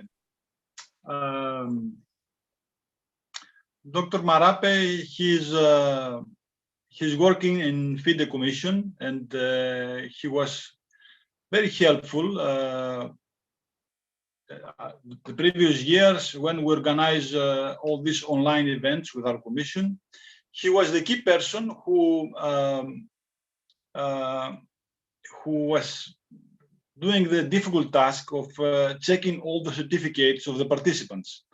As you know, during the online tournaments, and also this is the same procedure during the over-the-board tournaments for disabled, there should be a procedure of checking the documents so we can be sure, and this sometimes is difficult because the documents coming from many different countries. And then the organizers should check all the documents and be sure that the persons that are registered for the tournament, they are disabled. So Dr. Marape is here.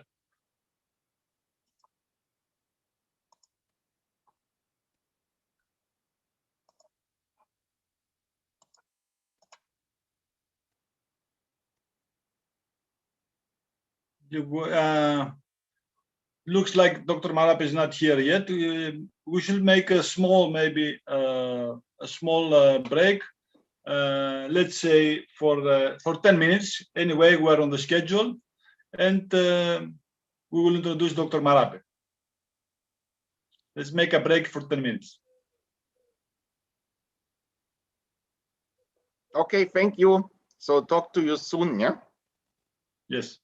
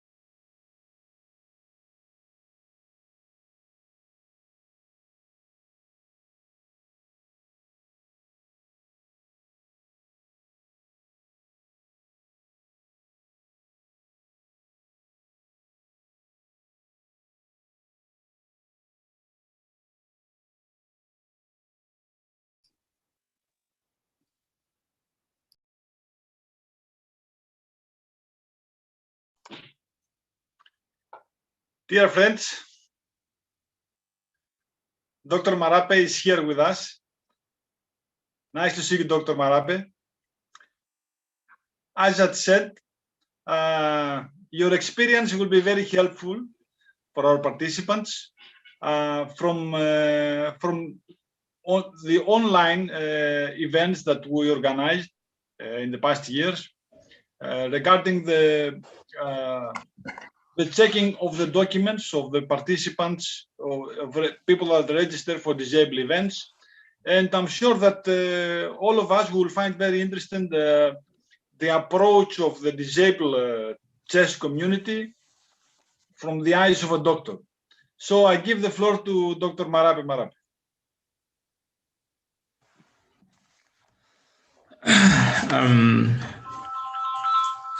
Thank you very much, Nikos.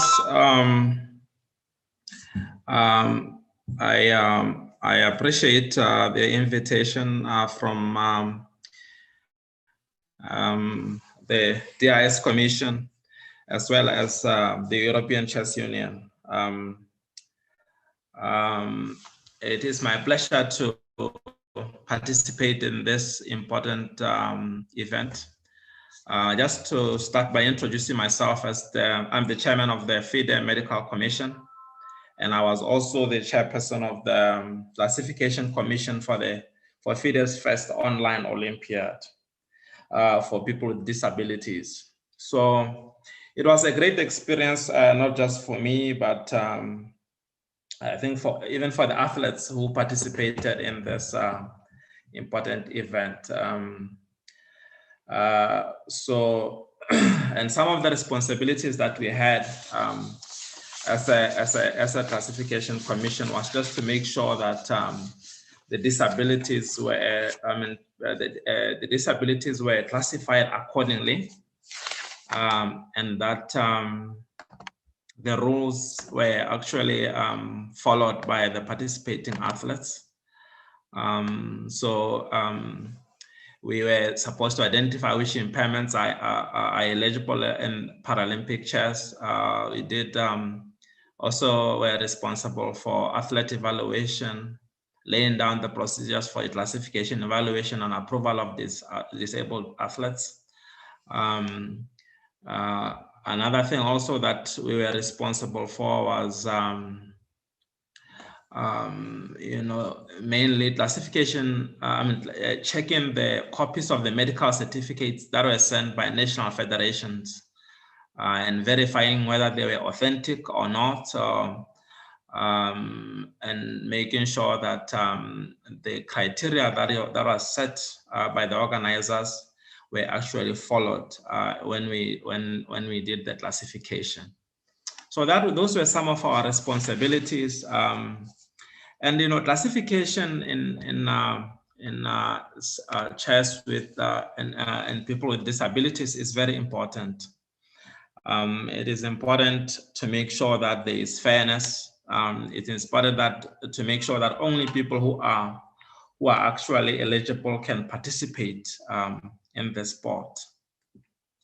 Where there was any problems, we always had to refer to the International Paralympic Committee rules as well. So what were some of our experiences during this Paralympiad? Some of our experiences that we saw was that some of the certificates that we saw that were presented, they were of many different varying levels of quality. The documents that were submitted were of different quality. Some submitted very good documents that were easy to read, that were properly accredited and written by doctors, and you can see the signatures and the dates on them. But you see, there were several that were very hard to read because they were faded, or when they were transmitted, they were not transmitted properly. Some also, some had no signatures on them, or the signatures of the doctors who could not be seen. some of the documents had no dates on them. And so it was difficult to verify when was this document written, how long, and some of them did not even state how long this document was going to be valid for. Because in some jurisdictions, there is a time limit. There has to be periodic assessments as time goes by. And one of the challenges also that we found was that some documents were written in other languages that were not familiar to the reviewers in the classification commission. And so we had to use translations, we had to use translators. Luckily, there were some online translators that we could actually use. But you see, because this was the first this was actually the first Olympiad for people with disabilities. We were a bit lenient because we had to be more inclusive rather than exclusive. We had to understand that some people did not actually have the experience of submitting documents like this. You know, but the process was not easy because you know, it was a lot of documents. We had to look at about 60 teams, a total of about 549 players from different countries, and so it was not a very easy process to go through.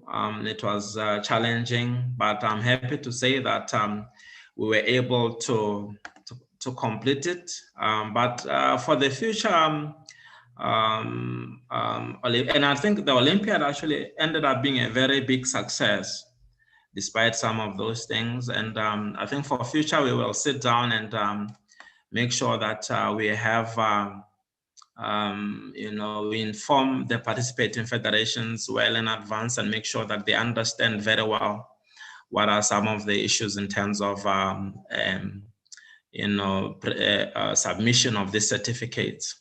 But I also want to speak a little bit about, you know, because you guys are going to be dealing with these issues, that it's, you know, athlete evaluation and how does it work in this, you know, the classification.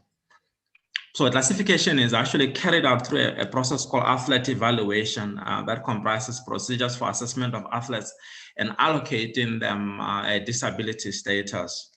And one of the things that we look at is, does the athlete have an eligible impairment to participate? And this is important to make sure that the athletes are eligible. If they do have an eligible impairment, does that meet the minimum impairment criteria? So this is very important for us to determine, to make sure that even if you have an impairment, the impairment may actually not meet the minimum requirements that are needed. So we need to make sure that we meet the minimum impairment criteria as set out at the beginning and sent and shared with the participant. And then after that, you see, there are different types of impairments that are actually put in place. And it is good that we do have a list out there, and the International Paralympic Committee has actually established, you know, a list of criteria that we can also use to guide ourselves. But the importance of classification is also to make sure that only athletes who are eligible are participating, and to make sure that there is no unfairness in terms of people who are participating, that some people do not have impairment, some do, some actually this impairment is actually not serious enough for them to be eligible in that particular category of impairment. So I think in general, I just want to say that I'm very happy that FIDE's Commission for the Disabled were able to carry out this first Olympiad for people with disabilities, and also that today the DIS Commission, together with the European Chess Union, saw it fit to train you all, the participants of today's thing, on this important subject, so that we can go out of here with more knowledge and with more ability to arbiter and to take care of athletes with disabilities as far as chess is concerned. I think with those few words, I will pause and invite anyone who wants to ask me any questions at this stage. Thank you.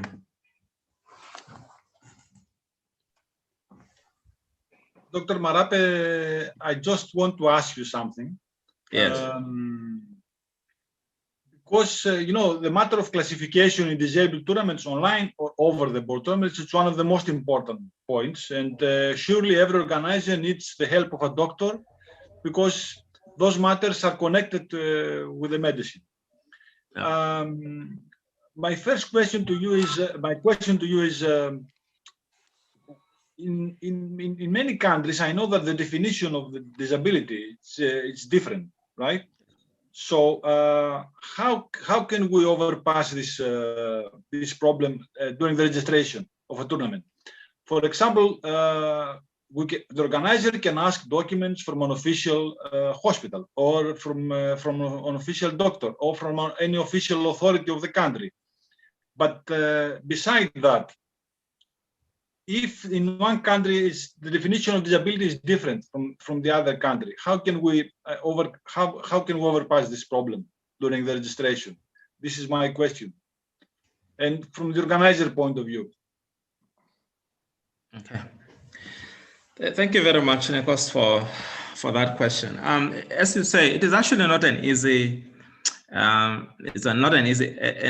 easy question to answer, but what is very important is that beforehand there has to be standardization. The standards have to be set at the beginning to make sure that every player, every official understands what is the minimum requirement for the documents that you have to submit to verify your disability and your eligibility to participate, whether it's over the board or online.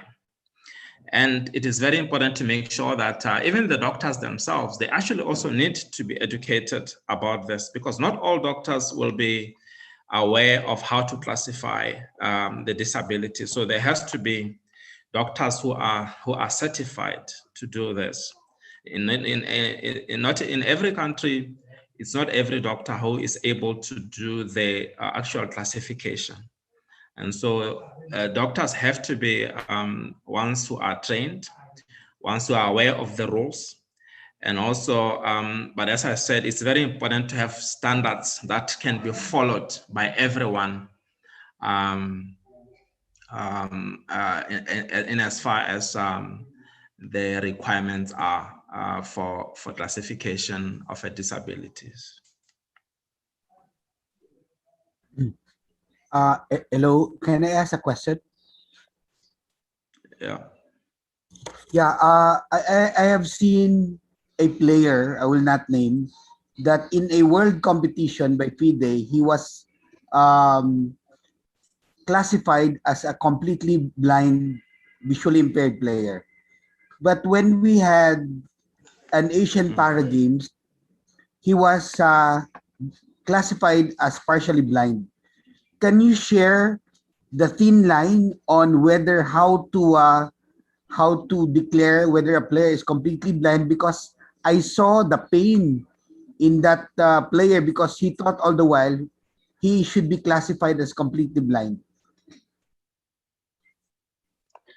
Dr. Marape, if you allow me, I can respond to this question, because this is a matter that our commission,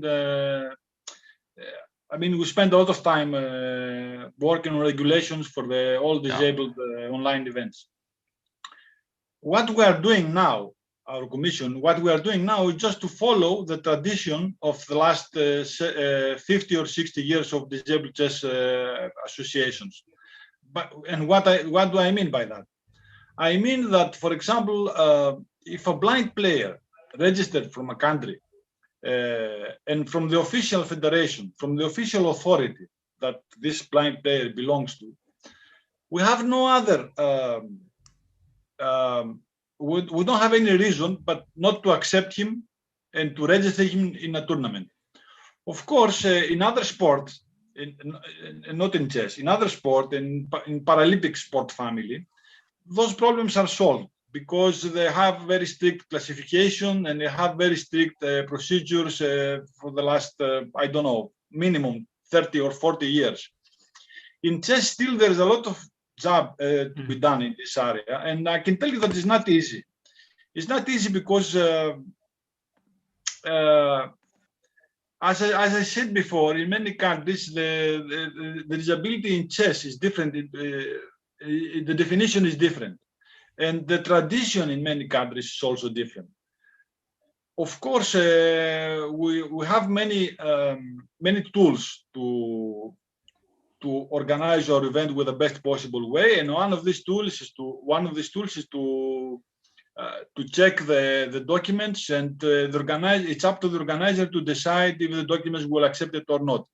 I can tell you from our experience that so far we didn't have any problem, and we didn't have any objection from the other competitors especially for the blindness, because the biggest problems arise from the blindness.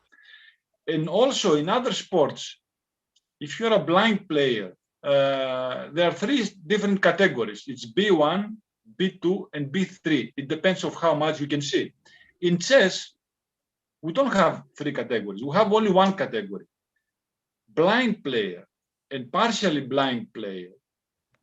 It's 1 category, it's the same. That means that the blind player, he have the equal rights and he play in the same category with the partially blind player. That means, for example, in practice, that some players can see a lot. For the blind chess family, those players are blind. They can participate in blind tournaments, but they can see a lot. I mean, they can move on, they can work without a guide, but we don't have any other option for now, but to accept them in our tournaments.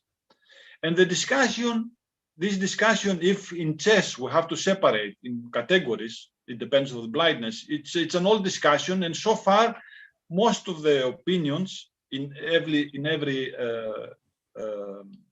organization, most of the opinions are for not to separate the categories, not to be B1, B2, and B3. Of course, this is, in chess as in life, everything is changes, and maybe in the future we will have this need to proceed also to make the categories. So what the doctors can do for now for chess is to get the instructions from the organizers, as Mr. Marape already pointed out. The organizers who make the invitation now, they are responsible for the rules. And the rules are, first of all, according to the FIDE motto, gens una sumus, the rules are that all disabled players are welcome. As long as they are disabled and they can provide official documents. And this is my response to the questions I see in the chat from Mr. Keith Martin and Mr. Sharma. Do you have any other question or any other point to this matter? Can I? Sure, please. Okay. So one of the problems that has been discussed here is the standardization issue. Different countries have different, I guess there's an echo. Okay. Different countries have different mode of giving the certificates and all. So can't from the FIDE have a 3-way handshake system? FIDE can introduce a 3-way handshake system where, like, the first stage, a player register him or her as a disabled player. Then from the FIDE website, the Commission for Disabled, they can find a document or they can download a document which is in a standardized form. that's a second step. From the FIDE, they get the document, or they come to the FIDE website and then download the document. And as a third part, they can certify that standardized document from the doctors and submit it back. So then there could be some standardization in place. Correct, correct. I mean, you describe it very well. This is exactly what we're doing now, actually, because as we mentioned before, we have the data of all disabled players. We have a data in the FIDE. Everyone can find the disabled players per country and per category. And if only people that they are registered in this data, they can participate in the FIDE events. But as you understand, now we are in the start of this procedure. This data exists only for the last 2 years, and actually this data was an idea of Akaki. We should mention this. Akaki started all this idea by getting contact with, and the FIDE president also mentioned this data, and now you understand why this data is important. Because this data is a tool to confirm the eligibility of the players to participate in online tournaments. Of course, as I said before, we have a lot of job to do yet. I mean, and we have to encourage more countries to send us the disabled players that they play in this country. So when we are already having this data, then organizers doesn't have any pain, right? They can just make use of the data which has been already certified, right? Yes, exactly. But keep in mind that this data, as I told, is only 2 years old. So we don't. When the federations register these players, the registration of the disabled players came only from the national chess federations. And this is very important. That means that the national chess federations, it was the first time that national chess federations involved with disabled chess players. Because normally the national chess federations, all over the world, only in some countries, in exception with some countries, they are not involved with disabled chess.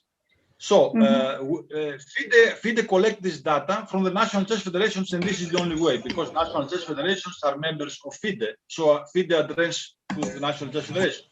So in many cases we don't have these documents, as you said. So but the data, it's always, it's a procedure that never ends. The data always getting richer, and always we are in the procedure to find exactly who are the disabled players, members of all FIDE country members.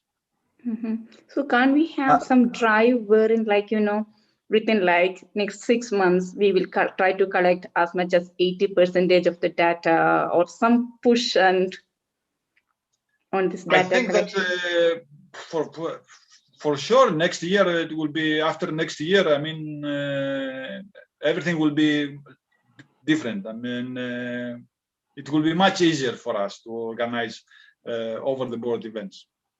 Okay, thanks, Nicholas.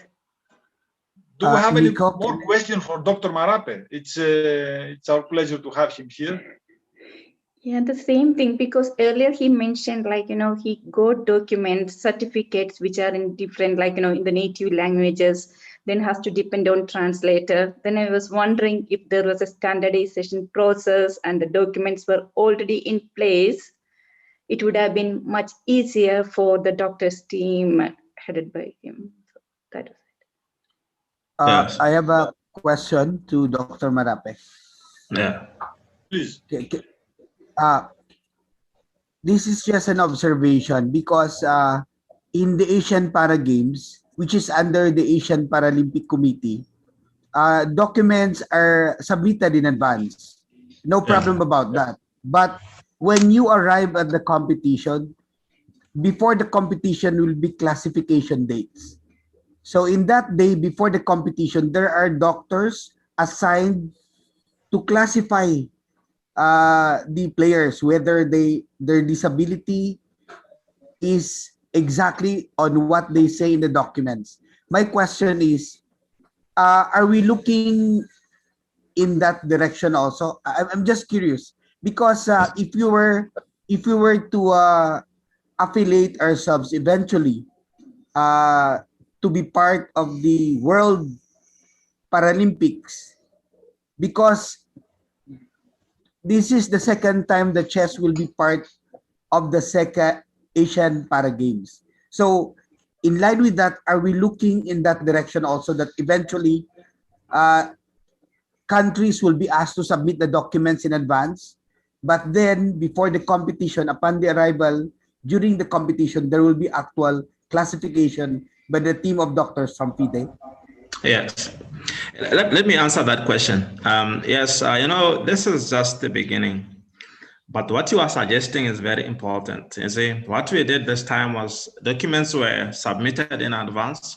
We looked at them, we did the classification, and you see, this time it was online. So because it was an online Olympiad, so that opportunity to assess players as they arrive and everything was not there. But in future over-the-board events, especially for this world events, that is exactly what is going to be done. Documents will be submitted in advance, and then we will have a team of doctors and assessors who will actually be there to make sure that the documents will actually match what they say, so that if anybody has said something on the documents that is not actually in line with how they are, then that can be that can be assessed. But because this one was online, that couldn't be done. But for this time around, I mean, for the over-the-board chess in future, that's what we plan to do. Yes, thank you. Thank you, Doctor. Yeah, no problem. This is Thomas. Let me take the word. Thank you, Dr. Marape, for the insight and also for your really very, very good, excellent job at the Olympiad for people with disabilities. This was a key part of our tournament. And as you all mentioned, yeah, we have to assess the documents, and also we also need a doctor to do that. Also, there's the player doctor privilege, of confidence. So it is clear that, we need Dr. Marape to take the documents. So, and here I just want to state, the organizers like Nikos, me, and the others, we didn't look at the documents. So this was purely confidential. And this is very important in this topic, yeah? So we don't share any private documents, because I understand these documents are not for the public. And also we don't upload it for public, for the public. So, but like you mentioned, of course, it's planned to go more deeper into classification. But since this is basically a collateral damage from the pandemic, yeah, so that we didn't have the over-the-board Olympiad. So, but once again, thank you, Dr. Marape. This was excellent, and also an excellent start. And I think we all look forward to the over-the-board Olympiad in Russia next year. I mean, the Olympiad for people with disabilities. So hopefully it will take part, and then we will, of course, follow more classification guidelines as best as we can. Okay, thanks.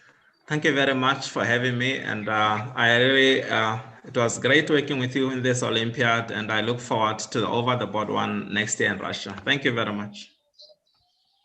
Nikos. Thank you, Dr. Marape. We will have a break for half an hour according to our program now, and we'll get back in half an hour with the as the schedule is announced.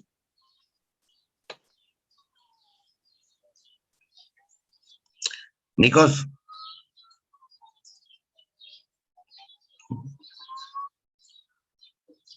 Nikos, you hear me?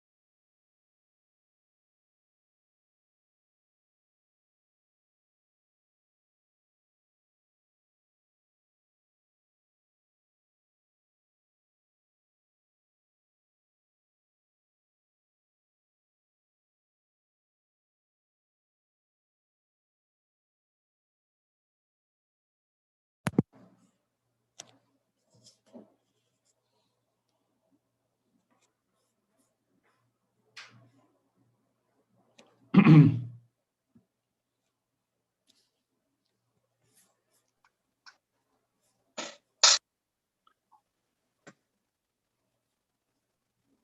friends and colleagues, we are back. That was our last break for today.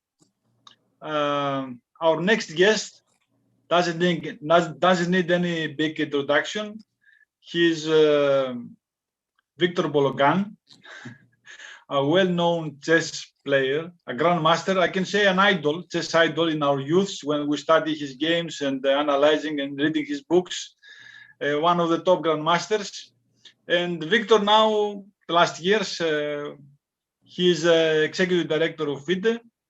I just want to add that Victor was one of the first FIDE people that was very close to our commission, and he supported us all the way from the beginning. And in this occasion, our commission want to thank him for that. So I pass the floor to Victor Bologan. Okay, thank you, Nikos. Thank you for the kind words. I want to thank the organizers of this nice seminar conference, to the ECU, European Chess Union, to the Commission, FIDE Commission for the Disabled. I see here Mr. Thomas, very good friend, also from those times which was mentioned by Nikos. We played together. And of course, this is very important initiative, and it's an honor for me to participate in this seminar. I will start with some, maybe some personal story about what is my relationship with the world of disabled people, my personal experience. I will also tell you about our latest achievements together with the Commission as well. It will take about 10 minutes, more or less. And then I will be ready to answer your questions. I don't want to take too much time on, let's say, presentation part, but most of it to leave for your different kind of chess questions, questions regarding training, regarding chess theory, chess skills, capacities, because I was planned here in this conference as chess expert, first of all. Of course, I will tell my thoughts also as organizer and as well as my personal experience. Can I share the screen, Nikos? Yes, it's possible. Okay, let me try to do it. To find the right, let me see, just 1 second. 1 second, just one technical point. So that should be here. Yes, this is that. Okay, then we go up. Yeah, like that. Okay. So here I'm done. Now we go back and share the screen. Yeah. Share the screen. Yeah.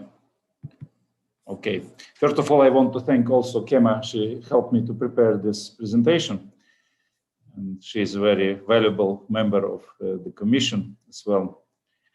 So I like, first of all, the topic of our conference. It's the alternative. Let me activate the screen. Yeah. Successful alternative for people with disabilities. And I personally agree with this statement because we see so many examples of successful integration of persons with disabilities, not only in chess life, but later, thanks to chess, into a normal life. So this is more or less the content of my presentation. We will go with my personal story. One of the reasons, of course, I always had a big respect for the people with the disabilities, and I've always admired them. But one of the personal reasons to support the Commission back in 2018, when it was only a new administration came into power in FIDE, was the fact that my daughter, she has severe cerebral palsy. She cannot sit, cannot talk, cannot move. But even so, she's 18 years old. She's happy with us, and we try to do everything possible and impossible to make her happy. You can see from the pictures that there is a smile always on her face, and I mean, always when she feels good. When she doesn't, of course, she will show other emotions. But that kind of helped me to understand better this world of people with disabilities, their needs. And of course, I'm thankful to my colleagues. They really did many good things in this 2.5 years. Now talking about successful stories of persons with disabilities, we can see here on the picture Maxim Petrov from Russia and Daria Kudanayzarova from Kyrgyzstan. Of course, it's difficult to find another integration, especially in other sports than in chess for those people. And of course, it was a very good achievement that they can play at that level. And I think this was very impressive. The important part of chess in treating, I don't know, we can use the word complete treatment, but definitely we can say that it helps. It helps to train focus, memory, perseverance, and concentration. Because for those people, disabled people, it's difficult even to do very elementary things. And it's even much more difficult to play a proper game, to concentrate, to keep the tension, to be from the very beginning till the end of the game and the same level. So thanks to chess, they develop the skills, and really it helps. And, let's go for the next slide. This one is my favorite one. This is my very good friend, Victor Panush from Moldova. He has really an incredible career. I saw him first time, actually not himself, but his name when I was a kid. For example, Nikos was mentioning today that he was, I don't know, admiring the games of mine. But I also was admiring Victor Panush, his performance when I was a kid, that he was leading in the tournament, normal tournament. It was championship of Chisinau, youth championship. And he was leading, and I saw his name there. I didn't know, by the way, that he had problems. I saw only the name, and I liked the guy by the name, not by. But later, of course, I found out that he has difficulties, serious difficulties. Of course, it's not such a severe diagnosis as for my daughter, but it's the same. It's also cerebral palsy. What he managed to become an international master. He managed to defend his PhD thesis in Moscow, to finish this Moscow senior training courses for chess coaches. And he's teaching until now. His best student is playing currently in the national team of Moldova, Andrei Makovei. He's a famous player. I called him a few days ago, and he was saying, "Oh, I'm tired after working with kids." So I think he fully integrated. And I asked him what chess gave him, and he said that first of all, this fighting spirit. It is very important that chess taught him to be a fighter. And of course, he had, I mean, to achieve all that, you have to be a much bigger fighter than I am or any of us, because it's really huge achievements and very difficult without any support, any financial support. It's only work, hard work, and hard work. So this such an examples. I have a suggestion to our colleagues. We do it, but we have to promote more and more, because this is really a story of success, and also it's a heroical story, which we have not only Victor, of course, in the world of chess, we have other people which also deserve this promotion more and more. So he's very thankful to chess, and he is completely integrated into our society. This I want to mention, thanks to chess. Of course, we are now in the general trend. Nowadays, we do much more than before in order to integrate people with disabilities to the normal life. And of course, chess is one of the eventual tools. One point what I want to raise before I go to our achievements as FIDE, I think tournaments for people with disabilities are okay.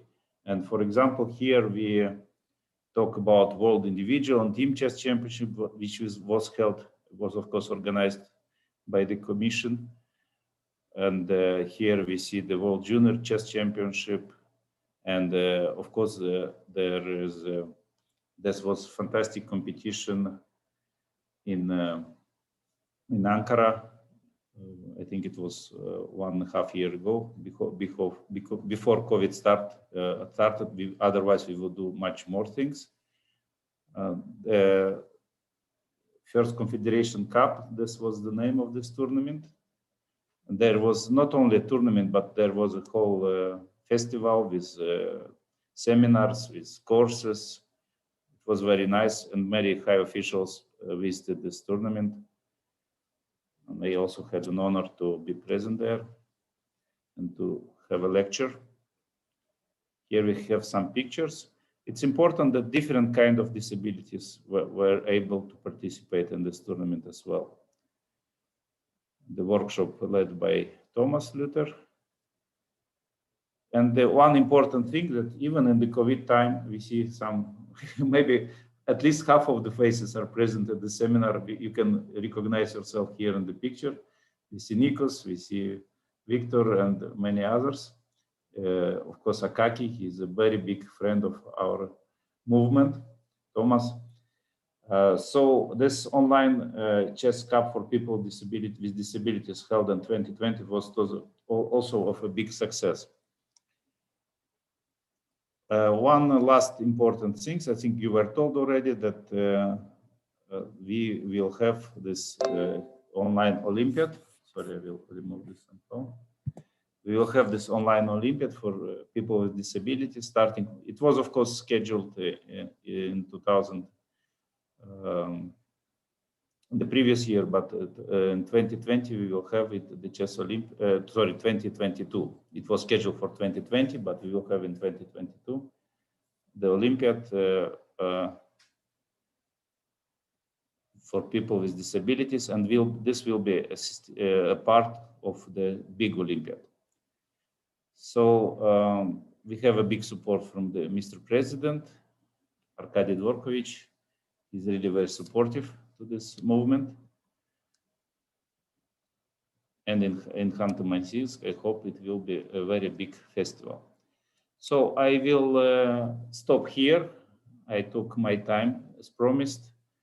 I am waiting now for your questions, and eventually it will be answers. But I also would like to listen to your opinions, because you have very valuable experience yourself. I admire you, respect you because of your willingness to work with people with disabilities. I think it's very important. I'm not an expert. I don't have such a big experience myself to work day by day with this kind of people, except my daughter, but she doesn't play chess. But I would be happy to answer your questions, general questions regarding preparation, chess, anything, even some examples from my career, some motivation part of my life. There can be also of a big help. Actually, what this kind of people need, they need mostly motivation, and support, of course. So here I think I will stop sharing, and we'll be ready for your questions. Thank you, Victor. Thank you very much. Of course, we still have time, and we'll be happy to answer any question. We'll have Victor for 15 minutes more. For me, I mean, this story from your life, it's it's a very strong story, because I also lived it happens in my life that I lived with disabled chess players, and I spent a lot of time with them. I lived with them, but it's different when the disability is in your family. It's different. And in all of our tournaments, Victor, family always support. Family is the number one element that support the chess players to their activities. Without the family, after the family is the school, it's the chess club, it's FIDE, but without family, it will be almost impossible for a disabled chess player to proceed. Even if you're a big fighter, even if you fight, I mean, you always need the support of the family. So thank you for this story, and I think that you know very well how is to support a disabled kid. Yeah, thank you, Nikos. Thank you. Really, family, it's the key factor here. We know the parents who sacrifice themselves for their kids. Thanks God, our family could have a decent, normal life with the help of our nannies. They became a part of our life. We respect them very much. We have Leonisa, we have Michelle. So that's, of course, also important. But not everybody can afford that. So family, of course, many parents, they just live the life of their kids. And my full respect for that. And family is critical here, I agree. But anyway, we as society, of course, we can help them to do even better and to give more opportunities. But it was very important remark about the role of family in such in this aspect. So the first question is, how many hours of chess training do you recommend? One first very good recommendation is that anything you do, you should, or your kid or your student should like it, should be in love with it. If it's forced, then better don't do it. So first point is that you really like it. Second, then it's very easy. After that, it's very easy because more motivation you have, more readiness you have to train, better, of course. Of course, it should not affect normal life. It should not affect your studies, your social life. But I know kids or students or players who do 5-6 hours per day. Some do 1 hour. And it doesn't mean that the one who was doing 1 hour didn't become grandmaster later. It depends. Everything is very individual, but very important that should be no forcing of doing that. So I mean, it should be voluntary. That's very important part of chess, because if you don't like it, then it doesn't work.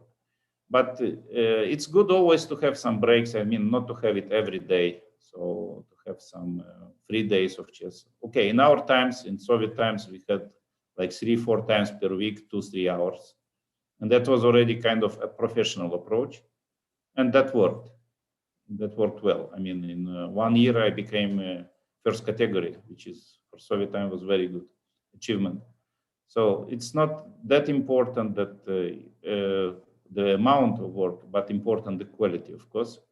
And of course, the luck to have a good coach is fantastic. I was a lucky one. I wish you also will be the lucky coaches for your kids, for your students.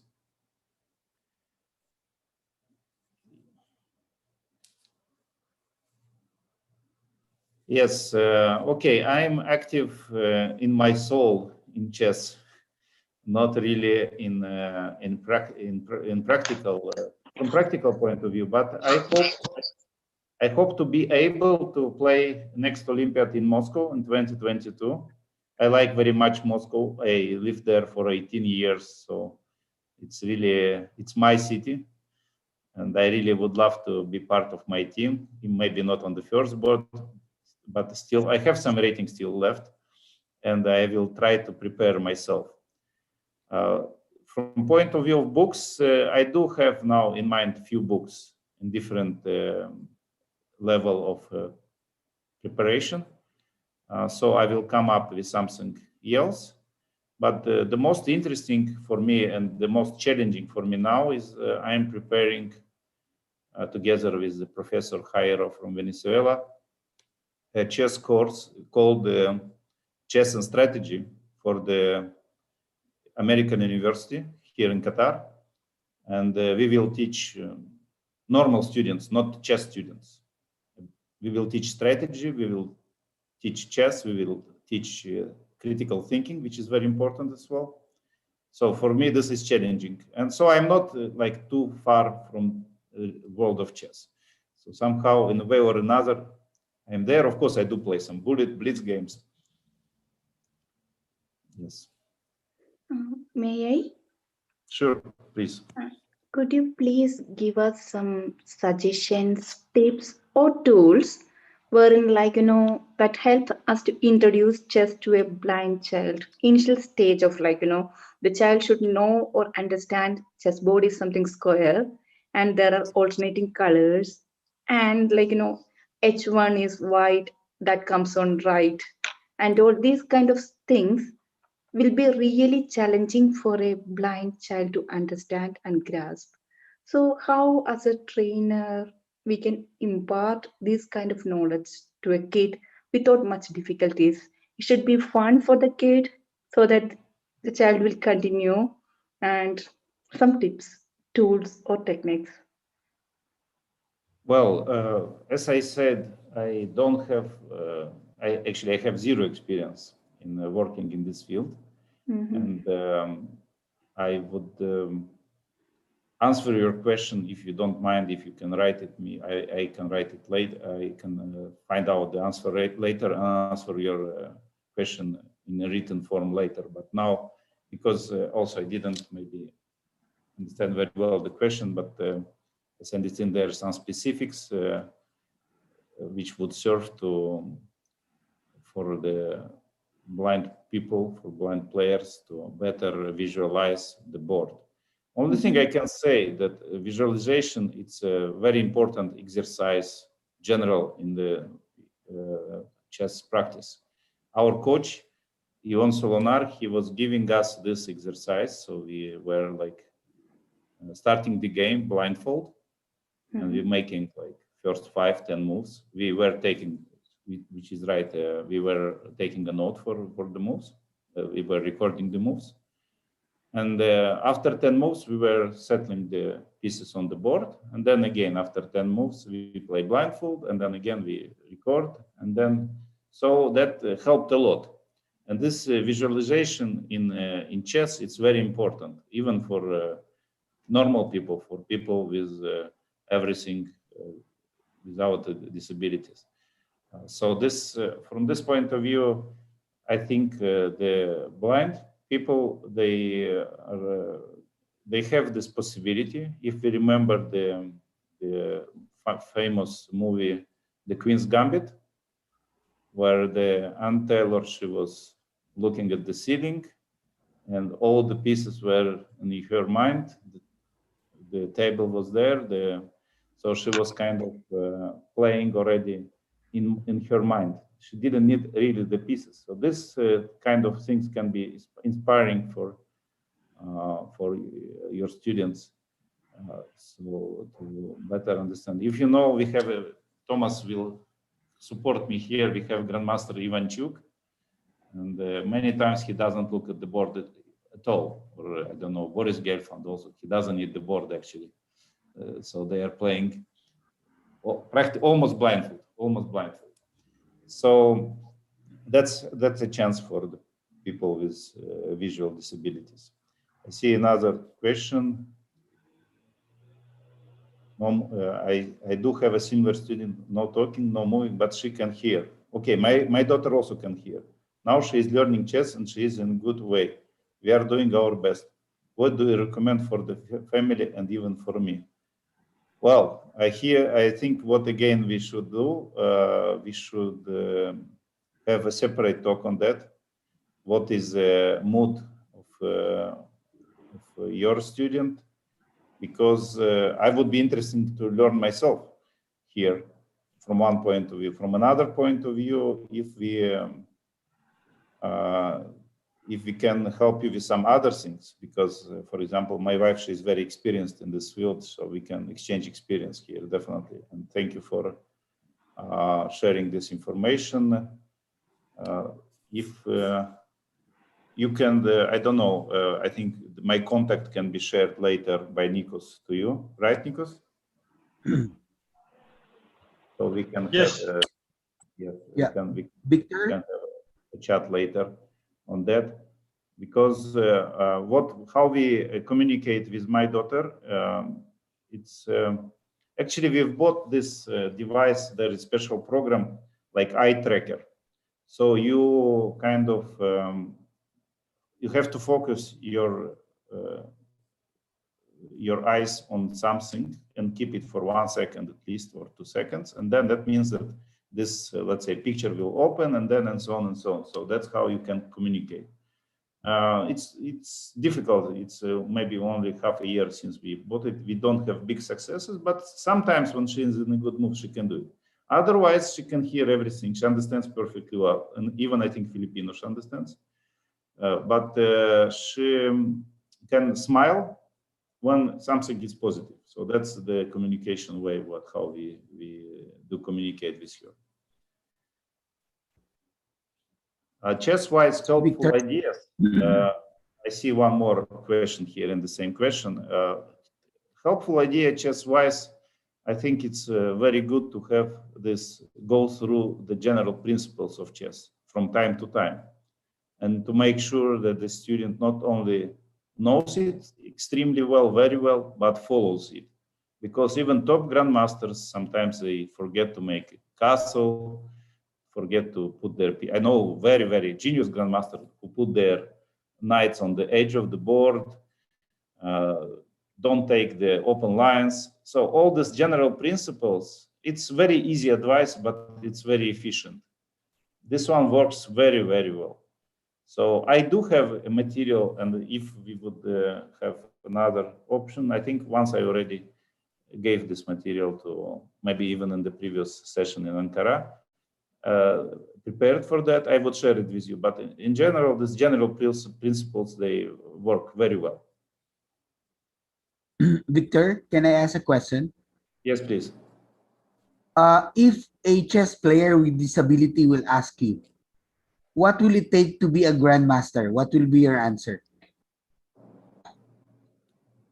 Well, I would first of all, I don't know, hug him, kiss him, and really support him. But I would warn him that this is very, very difficult, long way.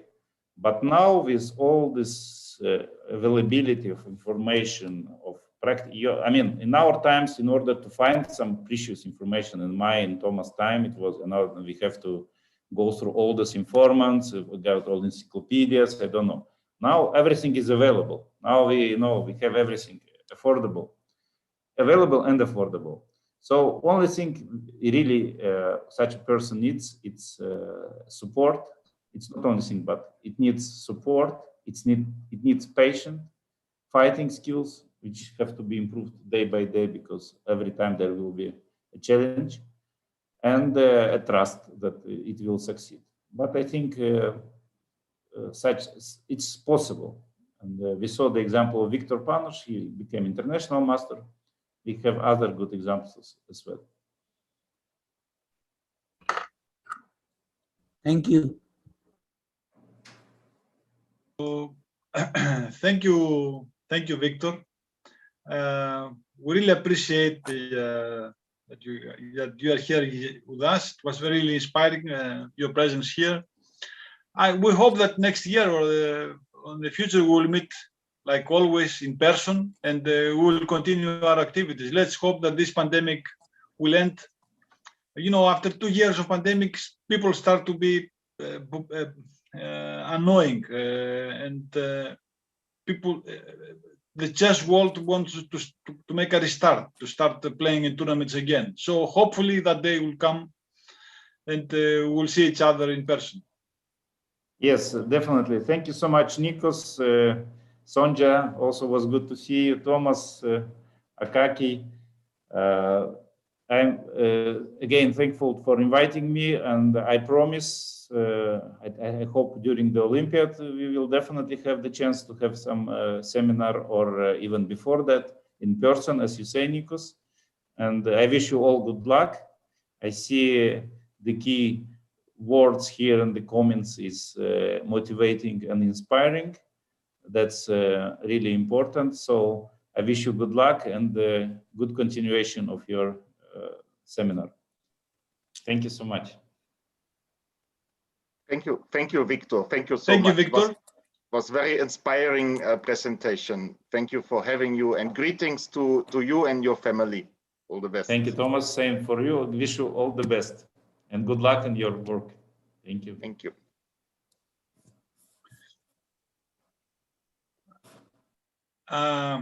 We will continue our schedule with our next guest. Our next guest is Mr. Sorin Lapadatou. Sorin, he is a vice president in National Paralympic Committee of Romania. He is very experienced in disabled community for many years, not only in chess, in many sports. Chess is one of his favorite sports, and I know this. He's also a very keen organizer. He organizes major events for blind chess players, and his experience is very useful. And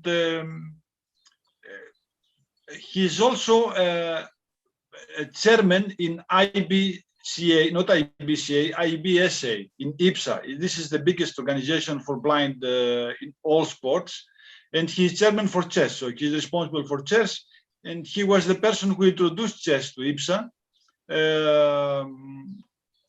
As you know, IPSA is different from IBCA. IBCA is a chess organization affiliated to FIDE.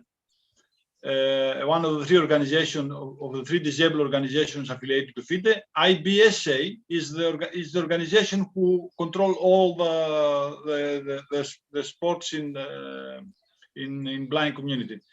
So one of the topics that Sorin is expert also is the matter of classification. So Sorin, you are welcome. Thank you for coming, and I pass the floor to you. Thank you, Nikos. Hello, everybody, dear colleagues, dear Thomas. First of all, we can start to tell everybody, I know Nikos from more than 25 years. Of course, everybody knows he's a very good chess organizer of the big events like European, like World Championship, like Olympiad. And Nikos was right. In this moment, in chess for the blind, exist two entities: International Blind Chess Association and International Blind Sport Association. First one, it's older, the oldest one, more than 55 years old. In IPSA, I introduced chess just 8 years ago, actually. And I can tell you, it's not a big difference between these two entities. The only one difference is between the matter of classification of the players. I hear 1 hour ago, I very carefully what you talk about classification, and I can tell you, never forget chess is the only one sport where the blind people, actually most of the disabled people, can compete on the same level with sight people. And in this case, doesn't matter if you are B1, B2, B3, is not advantage. Really is not advantage.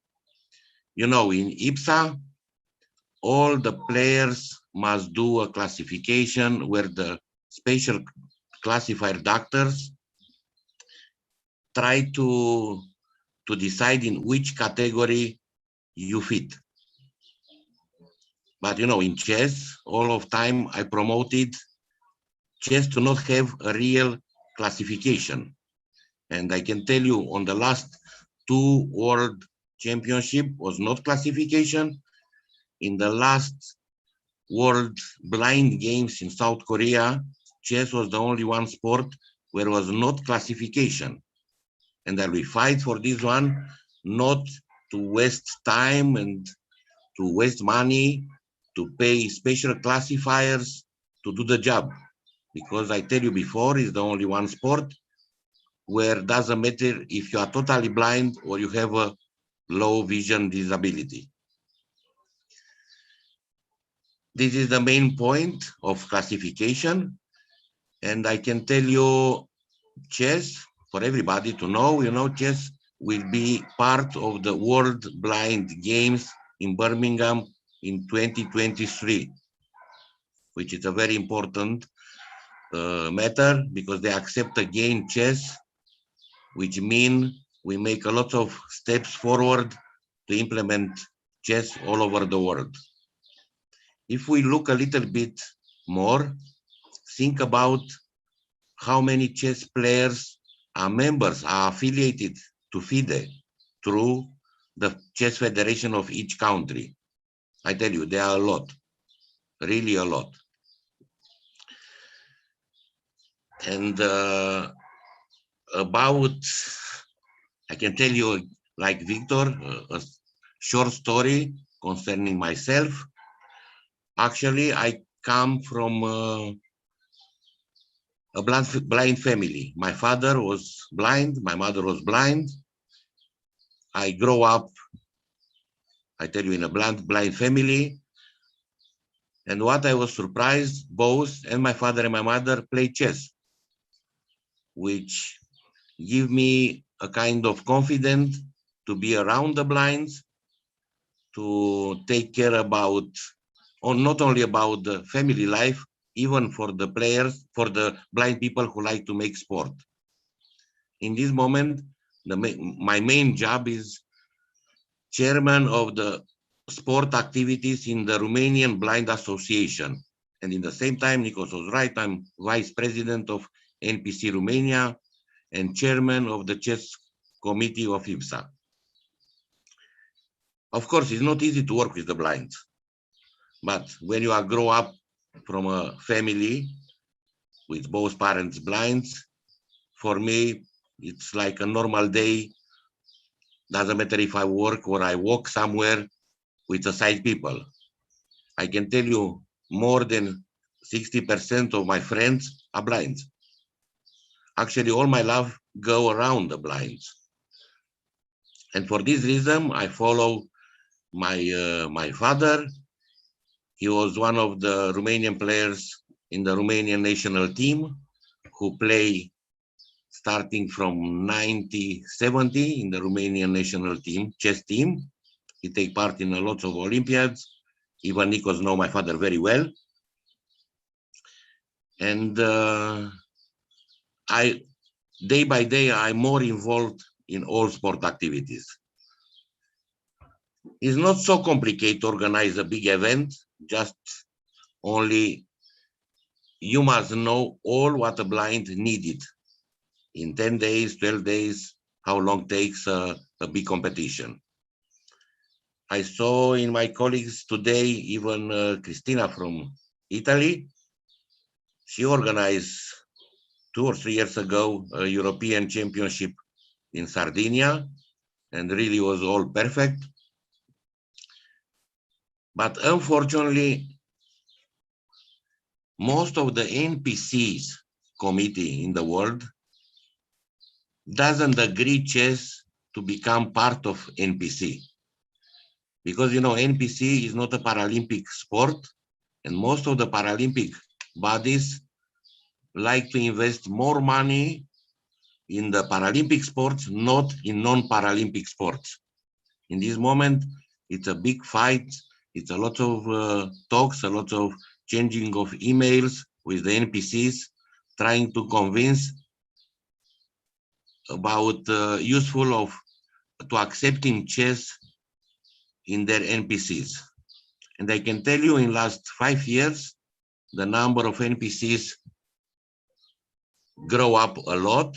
In this moment, there are more than 50 countries who agree chess to be part of NPCs. But of course, it's not a competition between International Blind Chess Association and International Blind Sport Federation. For my point, the most important is the blind person. He needs to take part in a lot of competitions, to compete month by month if it's possible, not to stay home and to be isolated.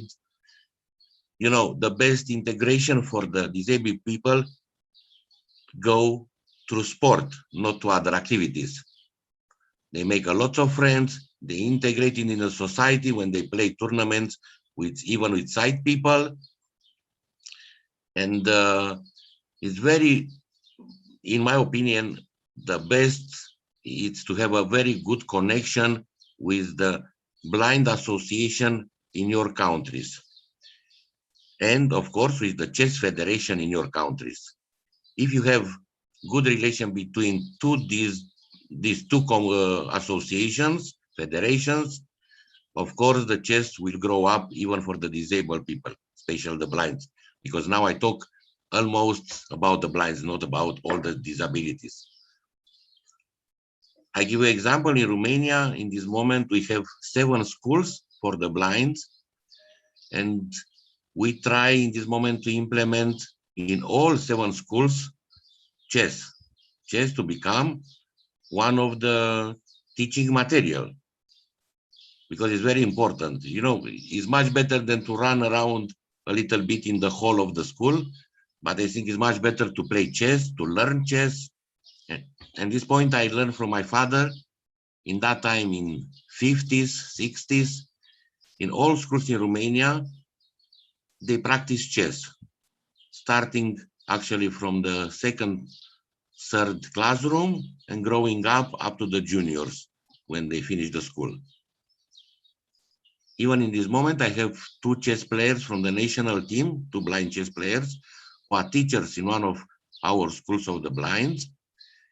And each day they practice 1 hour, 2 hours, try to find young players with good perspective for future.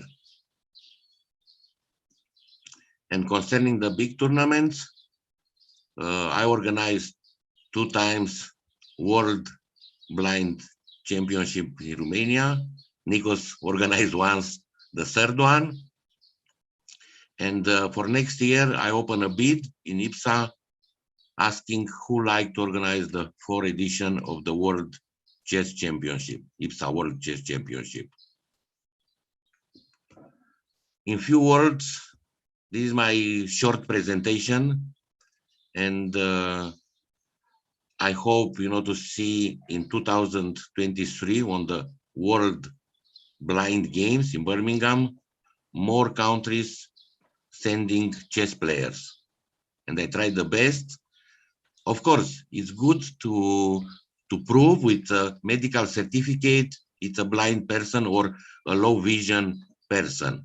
Of course, we don't accept, you know, drivers or other kind of normal people, but not to push it to send papers 2 months before to the classifiers, to spend 1 day or 2 days on a long queue to the doctors to be checked, to say you are B1, you are B3.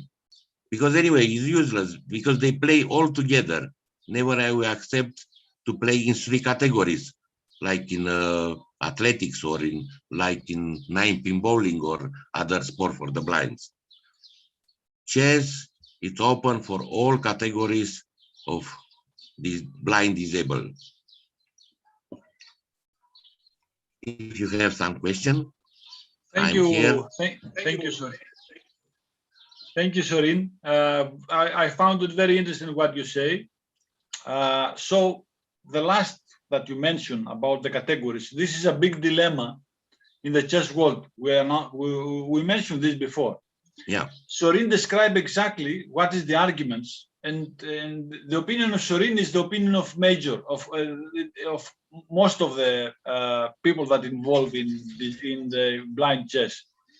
That we don't want to bring these 3 categories, B1, B2, B3 to chess, of course.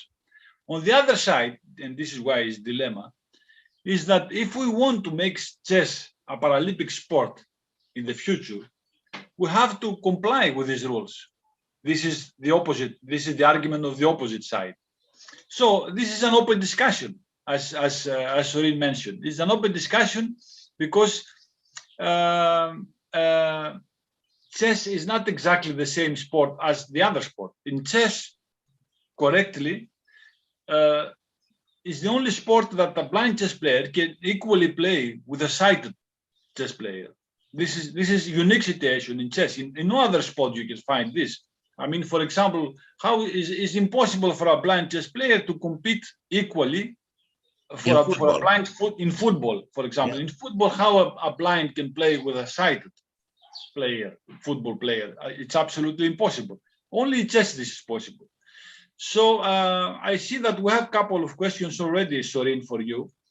One question is about this event in 2023. Maybe you can explain in more detail what is this event so that people can understand it. Yes, Nikos. Last time in 2015 in South Korea, IPSA organized for the second time World Games for the blind people, which mean 11 sports competed in South Korea. One of these 11 sports was chess.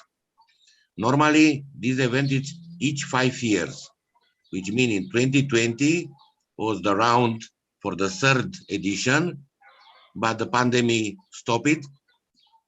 They have some talks. They put a bid. There was 2 or 3 countries ready to organize. And in the end, they choose England, UK, Birmingham 2023 to be the 3rd edition of the World Blinds Games. And chess was accepted to be part of these games. Not all sports, actually they are, if I don't make a mistake, will be 10 sports. Chess will be one of them. Because they have a lot of support actually. In Europe, there are lots of blind players. Most of the European NPC agree chess to be part of NPCs. What I like to see more in Asia, of course, more in Africa, more in South America and North America. But I tell you, the numbers of the countries grow up a lot in last 3-4 years. And with this event in 2023, I hope to see more than 50 players to be able to take part in the World Games. Thank you, Sorin. Now here it's very important to mention that Sorin, he was one of the big supporters of the FIDE Online Olympiad for persons with disabilities. He worked really hard to bring as many as possible disabled chess players from Romania to participate in our event. And thank you for that, Sorin. As you know, we are planning to organize this year also the Online Chess Olympiad. So we are going to need your help again. Yes, Nico, thank you very much. Yes, of course, it was a big surprise after canceling Olympiad in Russia. I was so happy to see the FIDE idea to organize the online Olympiad, first online Olympiad. Yes, Romania take part with 2 teams, and I was so happy to see a lot of countries who put 2 or 3 teams in a row, actually. And if we look back in 2020, actually chess was the only one sport in the world who organized tournaments. Only if you look to Romania, I organized 2 major competitions with more than 100 disabled people from 30 countries all over the world. And of course, a lot of inside Romania tournaments, even between our schools. Chess have a lot of activities, even in the pandemic. Of course, it's much better to see face-to-face, to play, to make friends, to enjoy the game, to enjoy the nights, even to drink a beer after the games, you know, is much better. But we take the advantages of with the technology and you use it really properly. Sorin, many people, I'm sure that they will find it interesting to be in touch with you with questions and all that, maybe after the workshop. So if you don't mind, you can share here your contact details. Of course, no problem. To chat, you can write your email so people can find the email. Anyway, about the IPSA, you find even all the information on IPSA site. It's a new site, and you find all my contacts, the names and the telephone and the emails on my on the IPSA site, on the chess commission. And of course, Nikos can give it anytime. He have all my contacts, and Thomas also, because we met even, if I remember well, 3 years ago in Bulgaria on the European Championship. No, on the World Championship, if I remember well. I think that you confused Thomas with the president of the German Chess Federation. It's possible, doesn't matter. Yeah. Okay. Anyway, both are welcome, you know. Sure. So we have another question, Sorin. Yes. Why chess is not still part of Paralympic? Of course, it is not also included in Olympic. I think we mentioned this already, but if you want to add something here. Yes, I put in the other way the question, why chess is not part of Olympic? When chess will become part of the Olympics, of course, in few years after, chess will be part of the Paralympics. Yeah, it's a very long process, and all of time, the Paralympic board, IPC, mentioned if the chess for the visual normal people are not in the Olympics, it's very hard to accept chess to become part of the Paralympics. And you know, in Paralympics, it's not like in Olympics. Each sport doesn't have a guarantee will be forever in Paralympics. Each 4 years, each sport make a dossier, and the board of IPC agree or not agree participation of football, of goalball, or swimming on the Paralympics. It's not forever a sport. When they start on Paralympics, they follow for each 4 years. And you know, I can tell you about the chess. Chess are played in all the regions of the world, which is a good point. Each region have a regional championship. Of course, world championship, we have all the arguments to become in one day a Paralympic sport.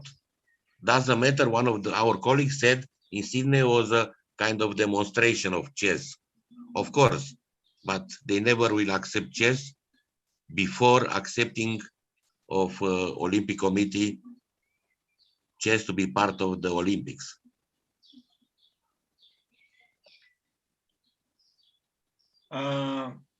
Mr. Lopez mentioned in the chat that chess was a demo sport in Sydney Olympics. Yeah, I just said, you know, doesn't matter, in Sydney was a demonstration sport.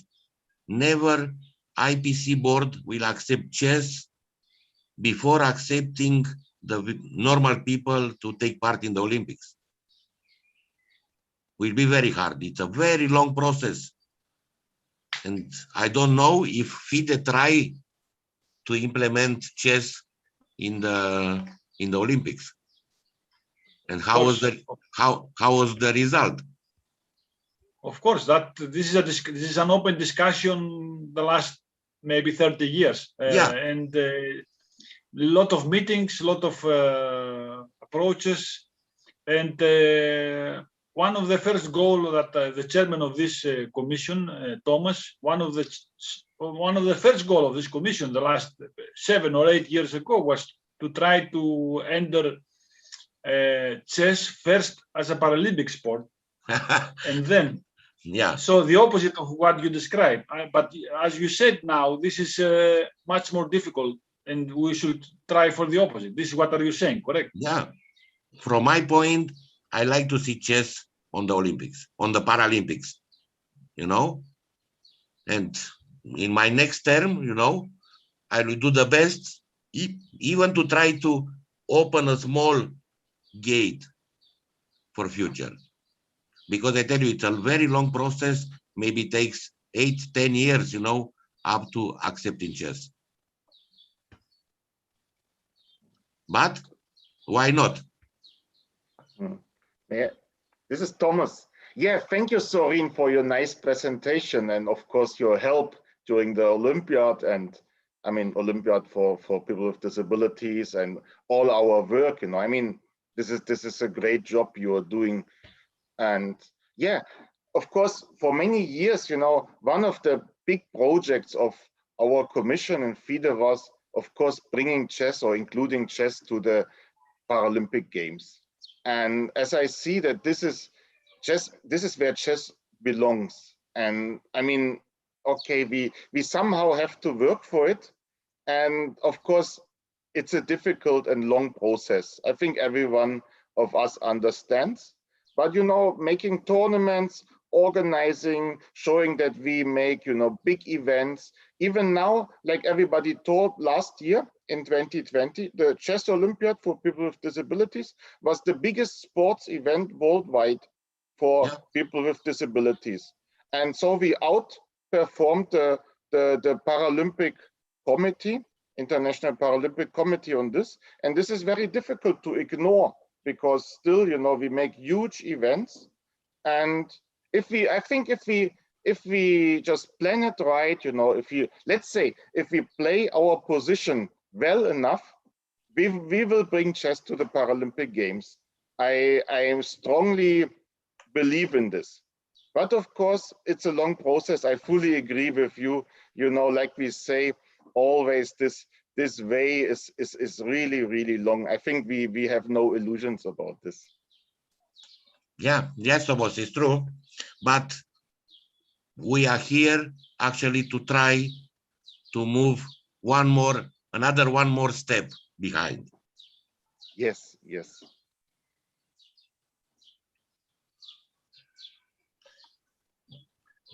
Okay, so so thank you, Sorin. Thank you, Sorin, for all those useful informations. Our program now continue according to the schedule with Thomas and the interaction with the trainers. So thank you all for participating. Of course, everyone is welcome to stay with Thomas for the trainer session. And I don't know, Thomas, do you want any break or we should go? No, we can start right away. Anyway, you know, it's a schedule. Just 1 second. I like to express many thanks to Nikos for and for FIDE for this nice seminar. I wish everybody good success. I'd like to see a lot of blinds competing in 2023, not only on the World Games, but even for the continental, European, world, Pan-American, Asian, everywhere in the world, blinds to have opportunity to play. Thank you very much once again, and I wish you all success in the next step of the seminar.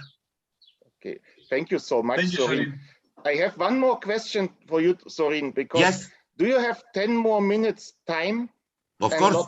Of course, because then I will start with my presentation with an idea and a new project we have, and it's called the Blind Kid Project. So this is now, you know, perfect, you know, transmission to the next lecture, because the Blind Kid Project is an idea that we implement in schools worldwide, in schools for blind kids, just chess programs. So kids in an early age can learn chess. And yes, now of course. The idea of this program is, of course, we from FIDE, from world organizations and from the blind organizations, we help teachers or to find teachers or to educate even teachers how to teach kids chess. And then, of course, the next level would be the kids who are really interested in chess could, of course, join, there could be coaches coming, or we could have online coaching, but this is the second step. First step is that we find schools in several countries to start and to implement chess. Because my idea is, like, if kids learn chess early, they will get or come to a much higher level in chess. And this is a normal way of doing, because if you learn, or if a kid learns early, of course the success can be much bigger. And now I am happy that I have you here, Sorin, because you can give an insight what you think about how teaching in an early age. Is it possible, what do you think, to implement courses in schools? And if yes, how to find schools, or how to spread the word, that we would like to implement such a program? So yes, Thomas, I can give you an example in Romania. Once again, we have 7 schools, and in my opinion, they are very important which kind of people are on the board of the school. If the people from the board of the school are open-minded to the sport area, to become one of the priority in sport, it's totally easy to implement, especially starting from a young age, just on the beginning to play and to show the pieces of the game, and month by month to increase a little bit, to know to put correctly the piece on the table, after to make some first moves. And of course, these schools are in quite big cities in Romania, and it's easy to contact one of the chess clubs from the city to ask one of the chess teachers from the school to become and to show a little bit the rules of chess. And of course, year by year, they grow up, and in the end, it's very useful, at least 2-3 youngers to become really to love chess and to follow in the next years. And for this reason, it's very important the connection between the School of the Blinds with the Association of the Blinds and the Federation of Chess in our countries. If these 2-3 association and federation work close between them, sure we'll come with new players, strong players in the next 10 years, 15 years, 5 years, if they move and if they are so bright-minded, the players. Yeah, this would be, I mean, and personally, I would be so happy to have this project, because we can also prove that for blind kids, education is so important, and they can reach the same level as all other kids.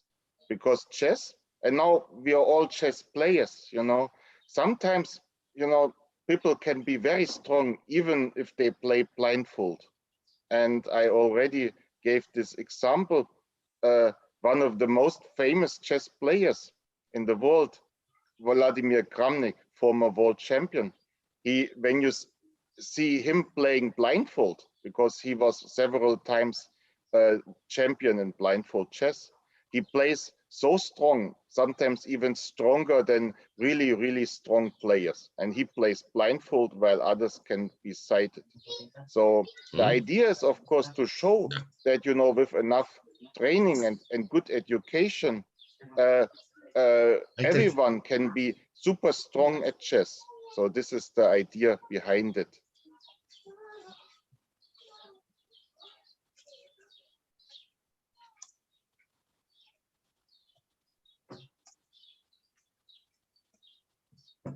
Good. Yeah. Okay. So today also we are more like in an open modus just please always put your comments in the chat so we can interact all the time. And also I wanted to show you the chat. I copied a comment from Mr. Peter Long here.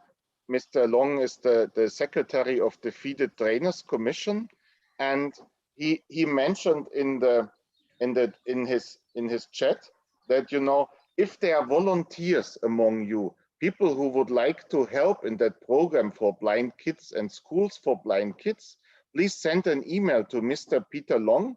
He will collect the names and also set up a Zoom meeting probably next week, and then we will discuss and just, you know, start or implement the program.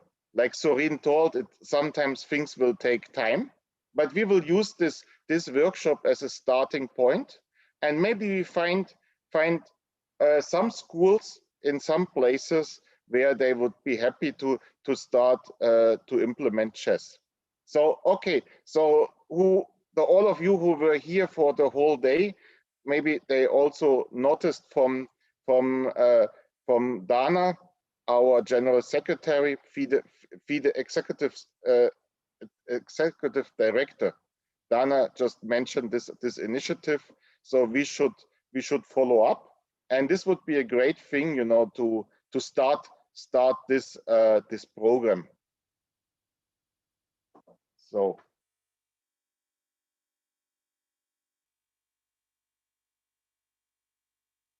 Yes, to Mr. Peter Long, the secretary of FIDE Trainers Commission.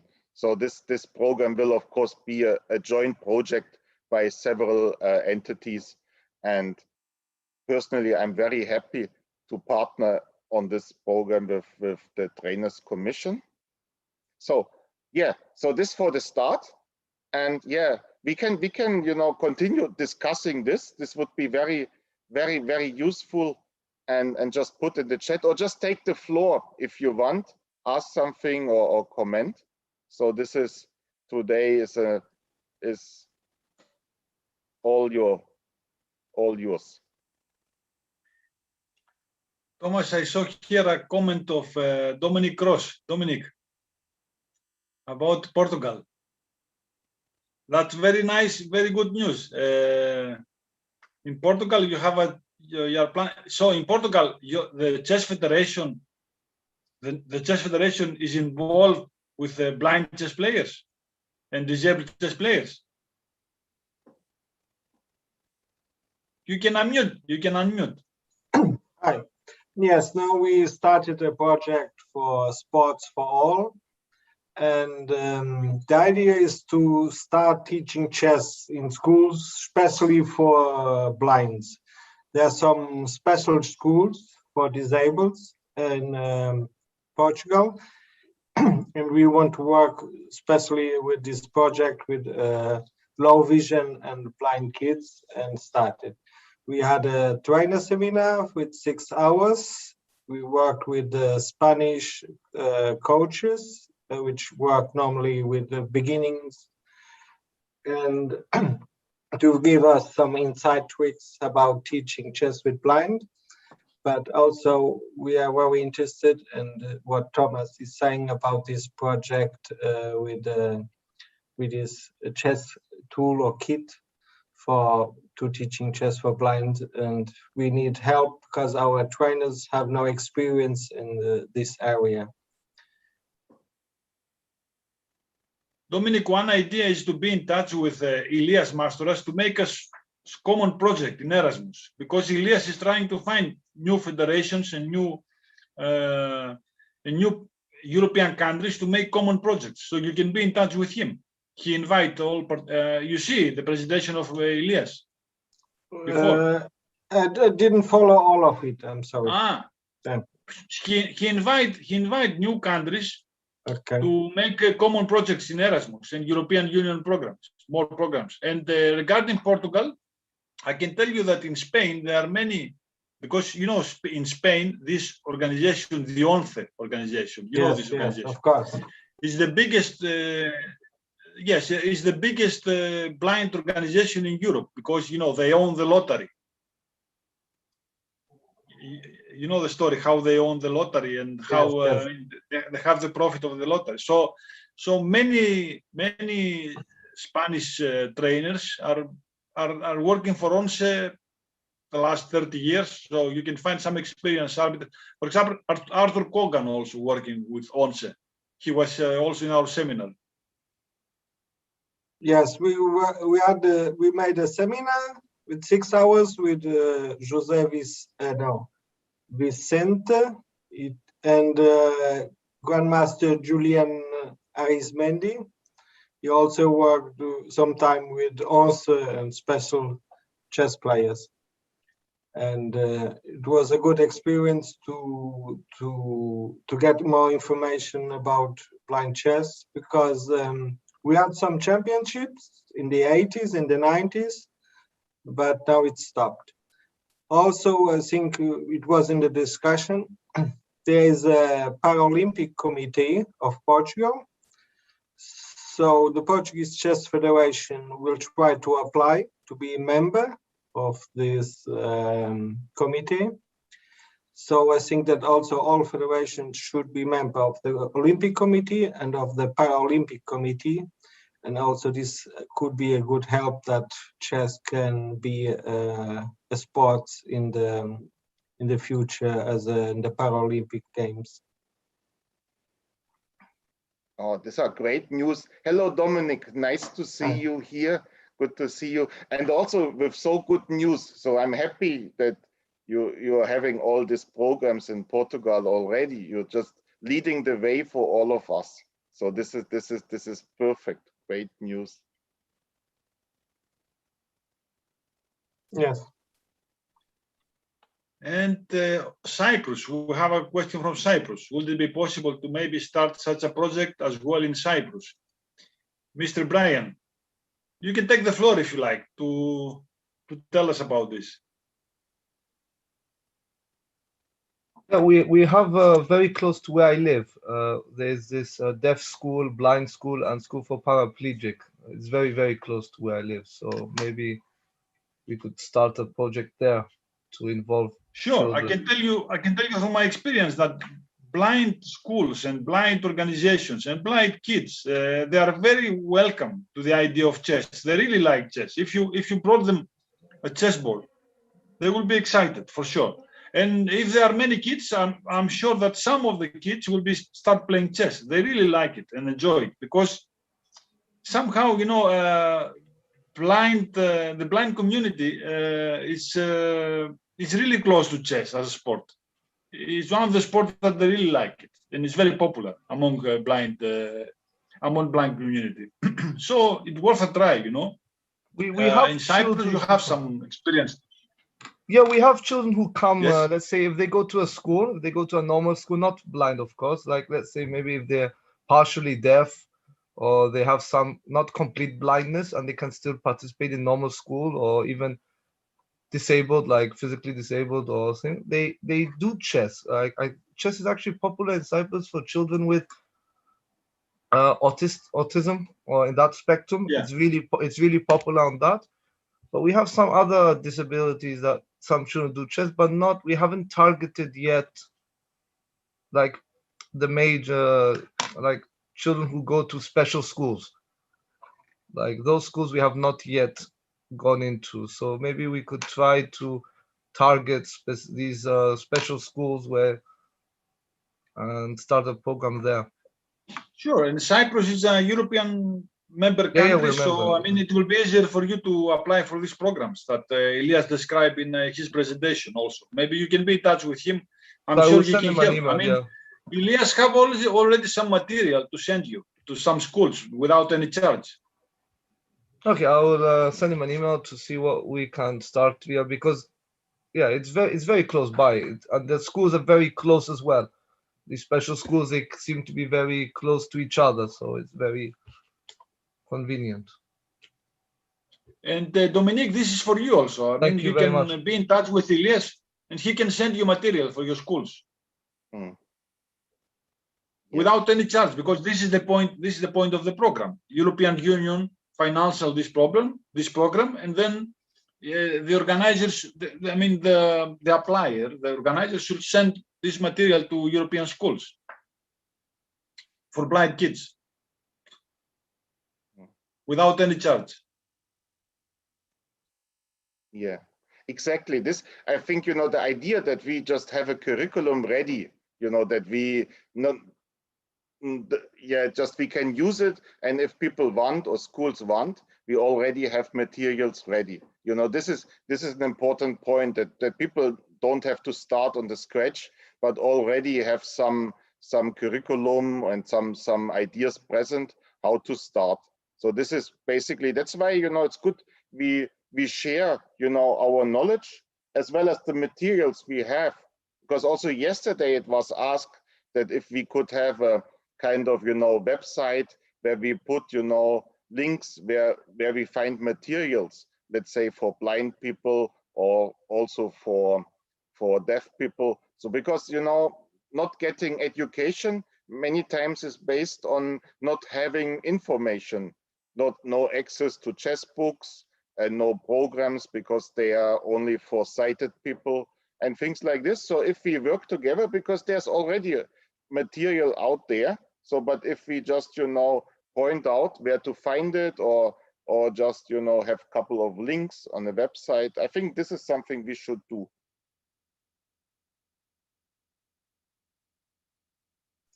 Thomas, with your permission, I would like to hear from our friends from India. I see that we have many Indian friends here. So I know that the situation in India now is not very good because of the coronavirus and pandemic and all that. But generally speaking, in India, there are many blind chess players and chess is very popular. So I think there are thousands of blind chess players. It's one of the most organized, of the most well-organized countries for blind chess, and the country with the most teams participating in the Video Online Olympiad, and I'm sure that it will be possible even more teams to participate. So I would like to hear something from our friends from India. Is it anyone who wants to share with us an experience from India?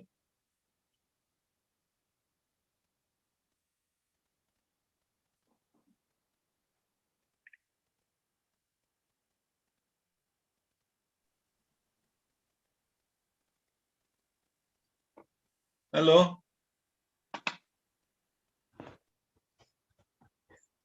Hello, somebody's sharing or like, I'm not. Where you live in India? Where you live in India? In which place? I am from Kerala, state Kerala. Okay. Okay. So I don't have much of an association with blind player, but my son plays chess and he has twice played against blind players. Okay. So I can. Your son is blind? No, my son is not blind, but he has played against blind players. So I felt like, you know, at times a player who is like, you know, who has good sight need also be made aware that, like, you know, at times you need to play against a blind player. He's like, when he had played against the blind player, he was around like, you know, 10-year-old. And he was like, you know, so worried, like, you know, two boards, another person coming and giving the, like, you know, telling the move, getting a bit confused. So I guess as part of this journey, we need to make other players aware, like, you know, there will be times you need to play against a blind or like, you know, differentially enabled player. That kind of information or introduction should be given to the normal players. So that will even help them, because first time when they are confronting or like, you know, meeting another player, they have got some difficulties. That is what I am not otherwise associated with. I have seen the challenges, because when it comes to India, currently I live in Germany, Hanover. So when it comes to seeing the situation, what we have in Germany and what we are having in India is different, because the roads and all the provision for blind players to walk smooth. It's like, you know, they can guide them properly compared to the facilities that we are having in India. So when the blind players commute or travel across, it's a challenge for them than compared to the provisions available here. So that may be even another challenge, but I still feel like, we need to have some interviews or discussion with these players who are doing very good, like Darpan, Inani and all. We need to have a couple of interviews, not only in India, many players to understand the challenges and how they are overcoming the challenges. That kind of interviews and feedbacks from them will help the Commission for Disabled and also the entire community. That's the only thing I know. Because I have seen another player that's not blind but physically challenged. He's on wheelchair, and it's very difficult because in India we don't have, especially in my place, we don't have elevators in all the places, all the venues, and people has to lift the wheelchair even. So that and all are the challenges when, the player faces.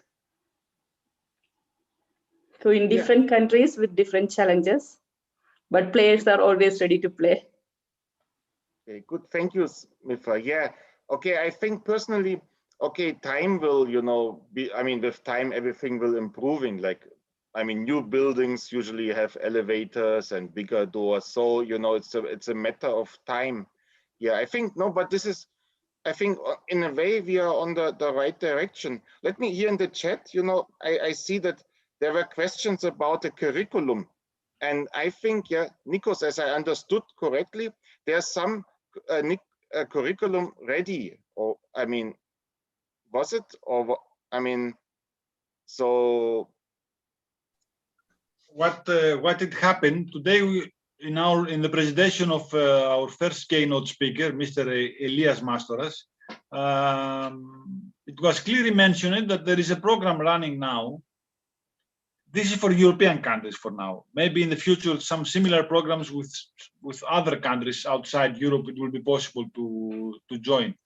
According to this program, there is some material for kids, for special kids, for special school for blind kids or deaf kids or any kid with disability. There are some material ready to distribute to these schools or institutions.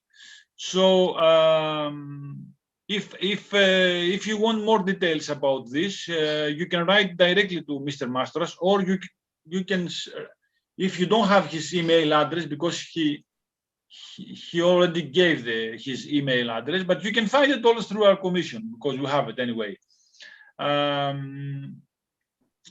So, and also Mr. Mastoras opened an invitation to any European country to make joint projects from European Union funds for similar projects for educational reasons for chess, for disabled chess players. Now I see also about this movie, someone mentioned here, this, Dominic, you mentioned this algorithms, this movie, huh? Yes, this movie Algorithm is a very nice movie made by one British filmmaker. Actually, he filmed this movie in one of my tournaments also. One of my tournaments was the main place where he makes most of his shots. So this is a very interesting movie and described for 5 years, I think, how a team of Indian blind chess players playing in all over the world to some tournaments, and then it finishes with a touching story of yes, this is a very nice movie actually. You can find it in YouTube. You can find it in the whole movie. It's possible to see it in YouTube. No. But where you find this, Dominic? How you saw this movie?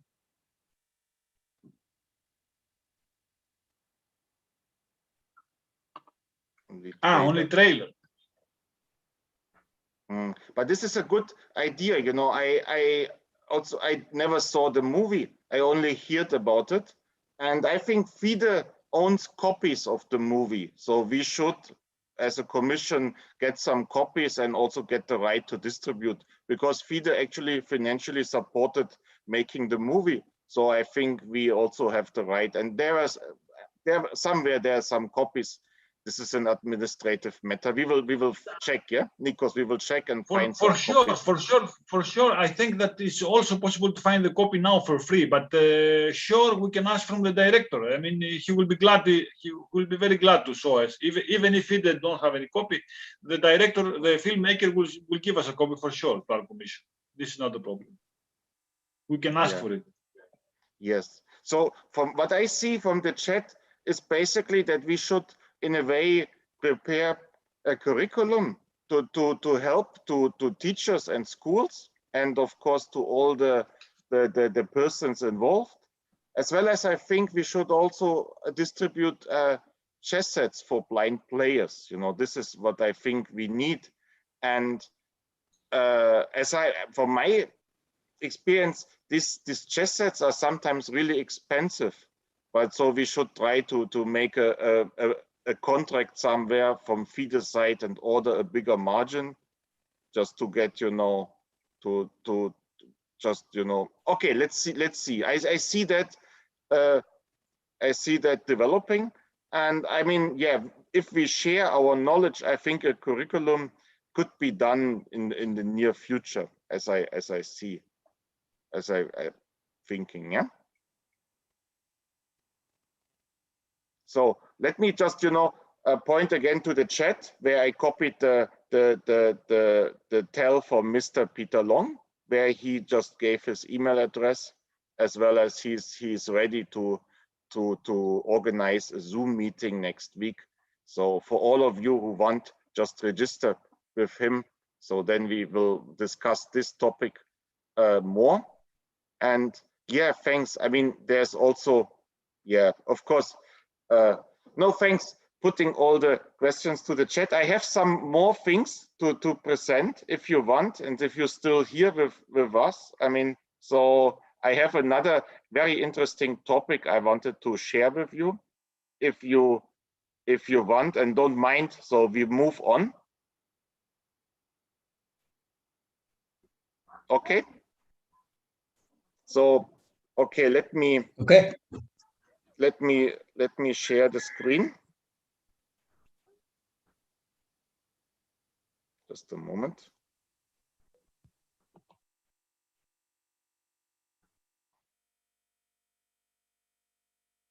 Okay. So, okay, I start just quickly with some information. As you heard, the online Olympiad for people with disabilities. This was actually our official logo, and just a brief history to give you some just some facts. You know, was approved by the FIDE Council in 2019, and now I want to tell something. Now, the Chess Olympiad was created nearly 100 years ago. In 1926 was the first one, and then in 1957 the Chess Olympiad for women was added, and later on in the year 2000 the Olympiad under 16 years of age was added, and now we have since 2019 the Olympiad for people with disabilities. So a huge step, and I see this somehow as a logical follow-up for our today's life and society. So this is something I really wanted to give you as a summary where we are coming from, because, you know, the Chess Olympiad is a great event, one of the biggest sports event worldwide. So, and now, you know, having the Olympiad for people with disabilities as a part of it just makes this event even bigger. So it was, like I told, in 2020 maybe the biggest sport event for people with disabilities. Okay, 400 players from 45 countries, and yeah, and here another thing, about 100 people involved in organizing, arbitering, assisting. So it was a it was a real big event to be organized. And here, once again, thanks to all the people involved in organizing it. And yeah, this was a great job. And one thing I wanted to mention, because this was also the topic of the organizers lecture, we are constantly working on improving the platform. The accessibility for, let's say, blind players is something this is at the moment developing. It is there in some ways already. And as you know, all electronic devices are really getting better. So, I mean, now there's so many features, with screen readers, with voice command and voice control. So we hope that, soon or soonish, blind players have full access to all the platforms and can play in the tournaments without assistance. I mean, this is the point. With assistance, of course, they can play already. So just a few pictures. Team of Ukraine, they won bronze medal. Team of Russia won the silver medal, and the team of Poland, the ones who won the first Olympiad for people with disabilities. Yeah. So so here comes the question now, and this is the thing where I wanted to lead you to. Why do we have tournaments for people with disabilities? Do we need them? Is it actually necessary to organize them? Why should we organize them? So give it a thought, what to say, and put something in the chat, please. So because this is something I really wanted to have a discussion about, because I was constantly meet this question: why do you organize a tournament for players with disabilities? Can't we have just normal tournaments? And isn't it enough, that people can come to the tournament and participate? And I mean, I even have people arguing strongly that tournaments for people with disabilities are they opposing actually inclusion, or are they pro-inclusion? So here, this is an interesting topic. So I want to present, just a few questions I experienced, and also a few thoughts. Just put something in the chat, or just take the floor if you want to say something. I mean, this is always here in this lecture. I want to make it very easy for you if you're interested to take the floor.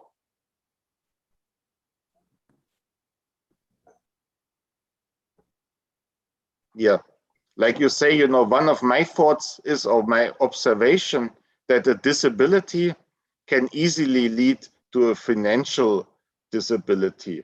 Yeah, physical disability can lead to financial disability, but unfortunately it's the case. In many times, people with disabilities have less income, or the family has extra expenses, so life is a bit more expensive. Yeah.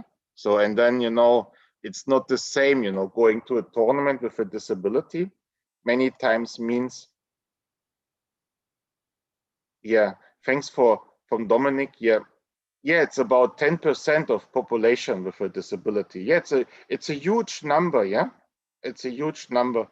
And yeah, well, what we should think, how to have inclusion. And then I'm always telling you that these tournaments for people with disabilities, this is less than 1% of all chess tournaments worldwide. So it's only a small part of it, but actually it features, all the help for players, who many times cannot go to tournaments just because, they have more expensive, and just telling that sometimes they need a helping person, many times a family member, an assistant stays with them, so they have per se the double costs, and well, could be something. So this is something we, in our tournaments for people with disabilities, we can offer to help. Yeah. Yeah. In general, we have to include all. And this is the second thing what I'm always telling. This having a tournament only for people with disabilities and also have inclusion so people can come to tournaments and participate. This is the same part, it's not contradicting. It is, how I always say, like to say these are two sides of the same coin. It's always about chess and playing chess. And of course, it's about inclusion, yeah? And well, in our tournaments for people with disabilities, this is what I witness many times. I experienced that, people make social contacts, even friendships, they share life experiences, also the feeling of not being alone with a difficult situation in life and the challenge sometimes is really, really helpful. So yeah, one for Mark. Should we create special prizes? Yeah, this is a thing, if big tournaments would start having prize money or prizes for the participants with disability, yes, this is a great idea. And we had this idea already, and let's see if some of the big tournaments will pick it up. Yeah. And yeah, okay. And also here from gentlemen from Gambia, yes, it's sometimes not easy to incorporate the access. Yeah, players can come, but access to chess materials is not so easy. Okay, Snifa, you wanted to say something? And the same point has been already brought up, because whenever there is a tournament with some disabled group of people, there need to be some prize dedicated for them that will attract, that's the kind of recognition that they get. They may not be able to do the top level or mid-level performance. There are exceptions, having said this, but when they get some recognition, it's how happy they would be feeling. So all the tournaments, if with this kind of promotion or some special prize or prize for these people, we can attract more and more people to the tournament. And maybe from the FIDE end, if the organizers are supporting or bringing in more disabled people, FIDE can reduce the fees of the tournament or something, so that at the end, more and more people will be on the stage to play. Yeah, thank you. Yeah, I think this is a good idea in general, yeah?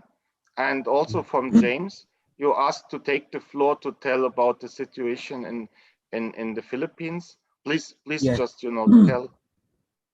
Yeah, thank you, Thomas. In my city, I realized that sport is a very powerful tool that person with disability, they transcend from their disability. When they play chess, they forget they have disability. All they want to do is to become a winner. That alone is a realization that there should be a recognition. What we do in our city, Thomas, when there is a tournament sponsored by my city for the able person, we give cash prizes. Okay? We provide a different competition for disabled chess player. For the blind and physically impaired, I separate, and there is a corresponding cash prize for them. So you see, that alone will tell everybody that these people, though they want to be inclusive in the society, they are winners within the ranks. And if that information within the sector will create now a demand for the blind and the physically impaired to be part of sports, specifically in chess. What I do in my city, I organize not only chess, but for many sports. So you see, not only that,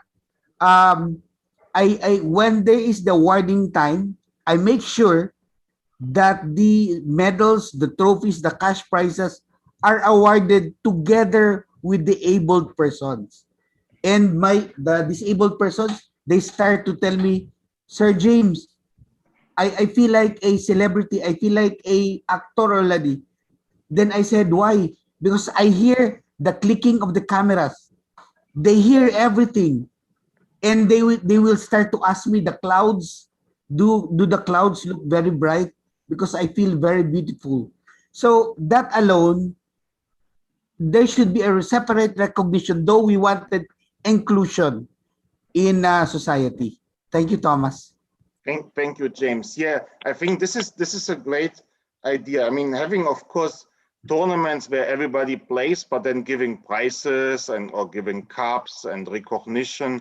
This is an important thing. And actually, chess is in a way a unique sport, you know, with this, where we can all play together. So this is great, but there should be recognition. And this is directly leading to the next topic I wanted to present for the discussion, because I found that interesting. You know, what do you think is the number of athletes competed in both the Olympic Games and the Paralympic Games? Just give me a number.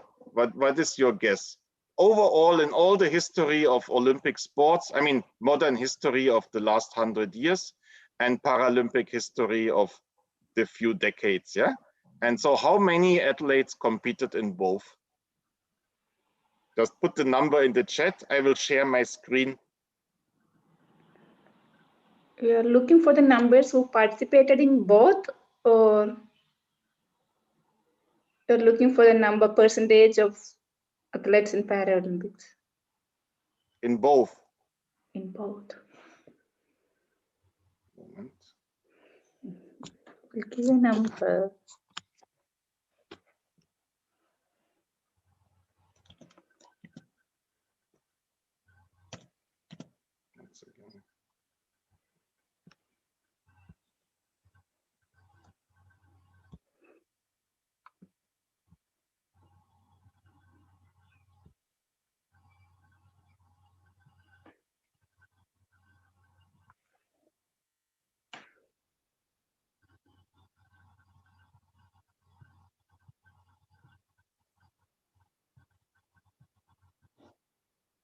Sorry, do you see my screen?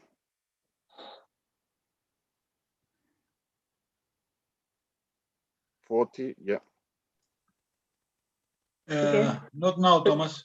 Not now. Okay.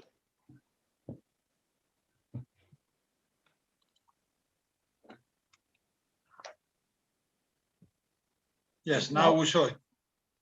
Yeah, but I can't share the. One moment, I can't share the screen. Okay, one last try. Okay, you see 3 or 40, and yeah, this is a wide range. Yeah.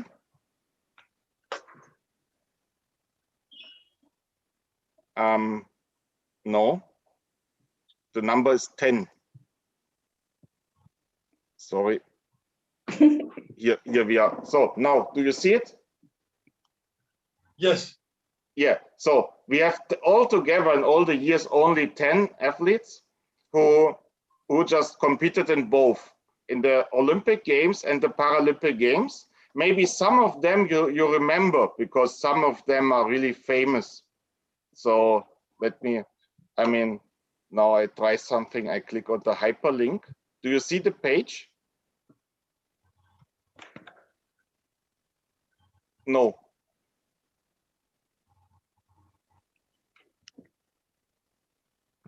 Anybody of you? You see the page? Noted. No. Okay, once again. So this one, you see it now? Yes. So, okay, athletes who competed in both the Paralympics and the Olympic Games. So here we have the list, and you see only a few. And okay, some of them are very outstanding sportsmen, and maybe, you know, there are people who won even Olympic medals, like Ilke Viluda. She won Olympic gold in athletics and in the Olympic Games. And then unfortunately, due to an infection, she lost a leg amputation. And then she competed in the Paralympic Games, where she won gold again. So this is a very outstanding comeback in life, you know, and this is also something I want to tell, you know, sports sports has this, you know, social opportunity to tell people that, you know, even if something happens, you have an accident, or people have an accident, losing a limb or losing sight or something, there's still, you know, things which are, you know, which can be done, and people compete later on in other events. And of course, now comes the, I mean, I think Oscar Pistorius, you might know, he in one moment became incredibly famous. And yeah, I think you know the story. Let me check in the chat. So let me share the Wikipedia page.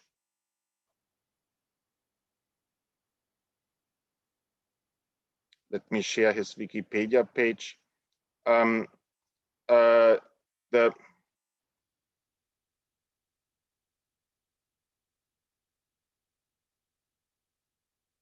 The page from Mr. Pistorius was, I mean, the story is amazing, and it went, I mean, just the first part, you know, his sports stories. Unfortunately, later on, there was some tragedy in his life, which just overlapped the sports story.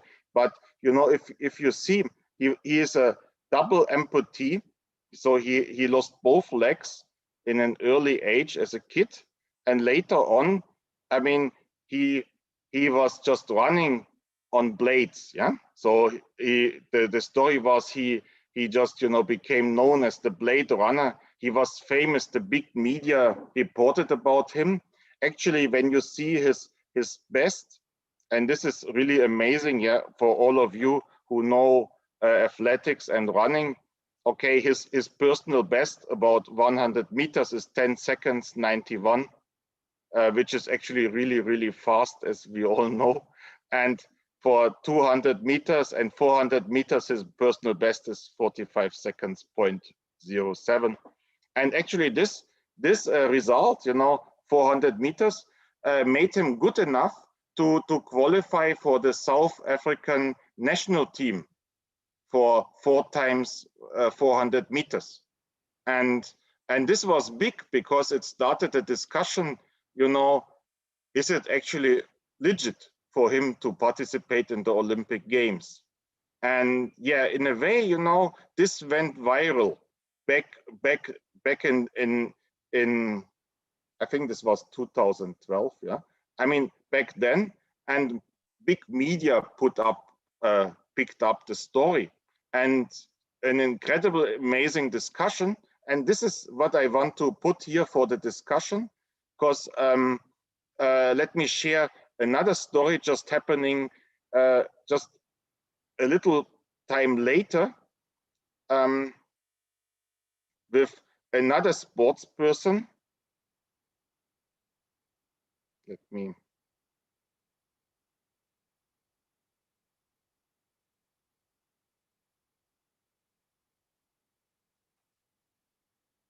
Maybe some of you know Markus Rehm. He was doing long jump. He is also a leg amputee. So you see he's also having an artificial leg. Okay, and based on the name for Blade Runner for Pistorius, they called him the Blade Jumper. So, and now guess how much, I mean, you can see here on his Wikipedia page, his personal record in long jump is 8 meters 48. And for all of you who follow athletics, know that, well, jumping, you know, for nearly 8.5 meters is actually pretty good, yeah? I mean, this is very near to the world record. And yeah, so he competed, I mean, in several times in Paralympics, where he sets the world record in the Paralympic Games. I mean, he won several gold medals at Paralympics, and then he participated in 2014 in the German championship, German athletic championship, and you know, his jump from 8 meter 24 just delivered him the title, yeah, it was the first place in the event, and now started some discussion, you know, not only on national but also international level.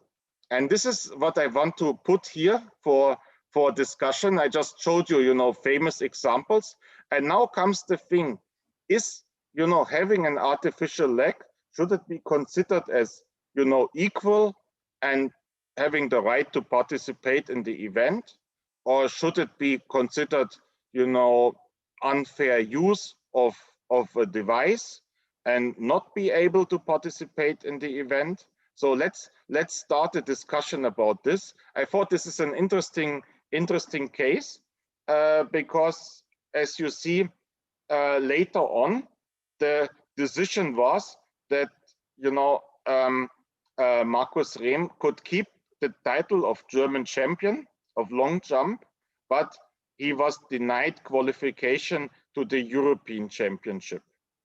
So, a Solomonic decision, but let's discuss how we see it. And actually, now it comes to the point how we in chess should treat, you know, equipment for disabled people. Please write in the chat, or just give, you know, just take the floor if you want.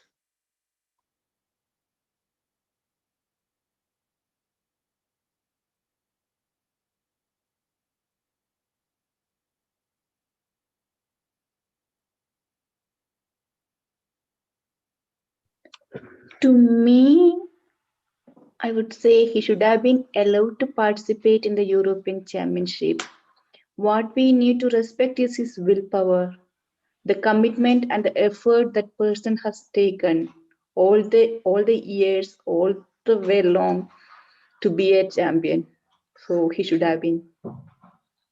Yeah, thank you. Yeah, in a way, yeah. I mean, this is an interesting topic, and it's understandable that it was in discussion because of course, this is a topic the media, especially the media in our times, likes to pick up. Yeah, interesting topic. So yeah, the thing is, like, should everybody be able or have the right to use, let's say, an artificial leg?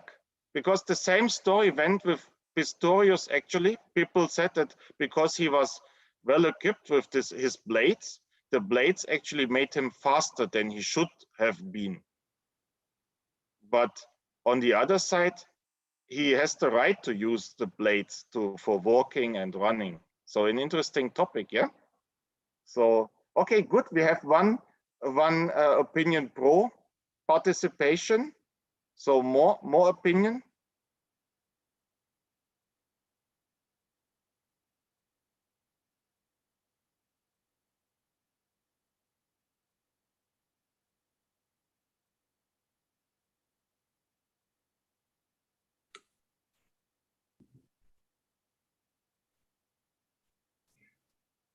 Yeah, thanks. If I may, thanks.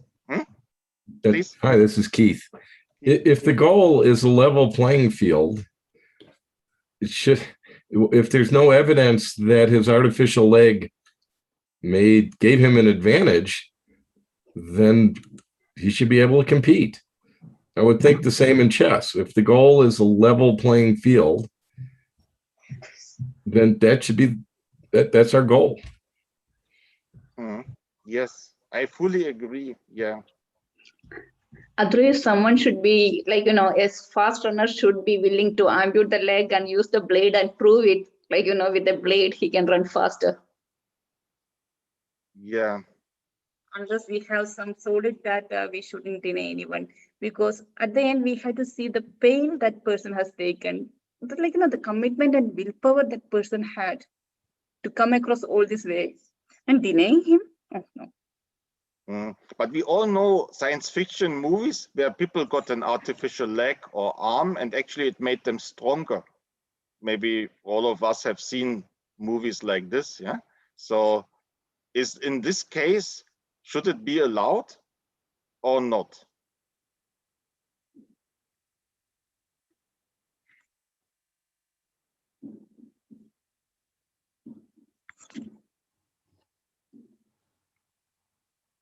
Yeah. Does it yeah, this is the question. Is it really, you know, making him faster? Yeah, and now comes the thing, of course, and here we learn a good lesson. The International Athletics Organization, they just missed out on regulation. So this is the first point we can agree to criticize. They should have had regulations. And now we at chess are in the advantage to see that athletics sports actually suffered, you know, this from this discussion and media backfire, because they were missing out on regulations. And this is actually what we mentioned a couple of times. We should think about good regulations, fair regulations for all sportsmen and all chess players participating. So this is the first, this is actually my first thought. So this is also all of us, you know, because regulations are not just, you know, dictated.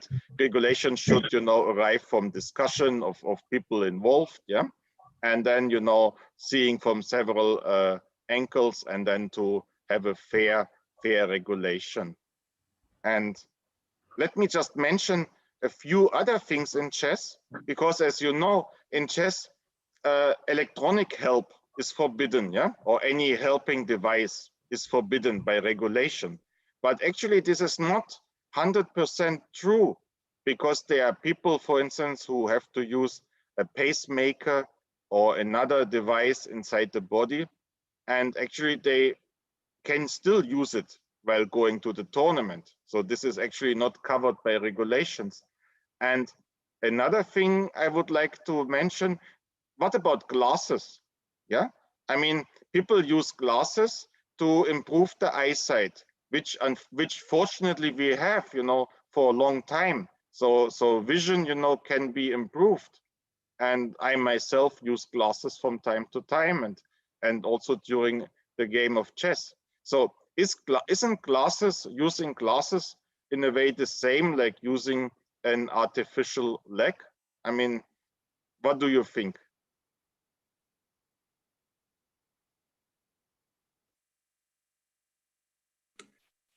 If glasses give one normal vision, then that's cool. If they give them supervision, not so cool. And is that not the same for any human-made device? Yeah, at the end of the day, it's like, you know, glasses help just to improve the vision or see the things on the board. We are finally thinking, the player is thinking with the brain. So in effect, glass is not doing other than like making much more visible. As a normal player, it is not doing anything else.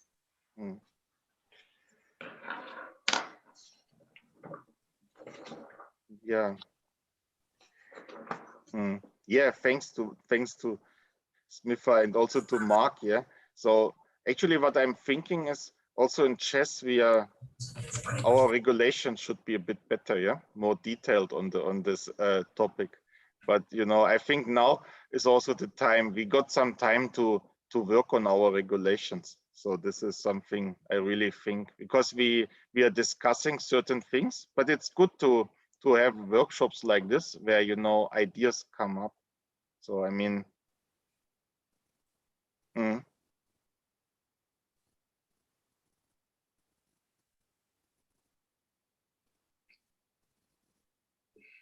yeah.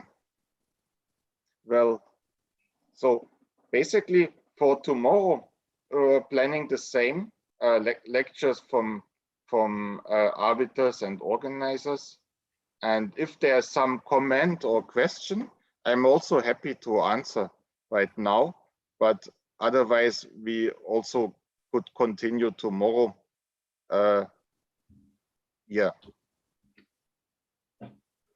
Can wait. I'm waiting for some more comments in the chat.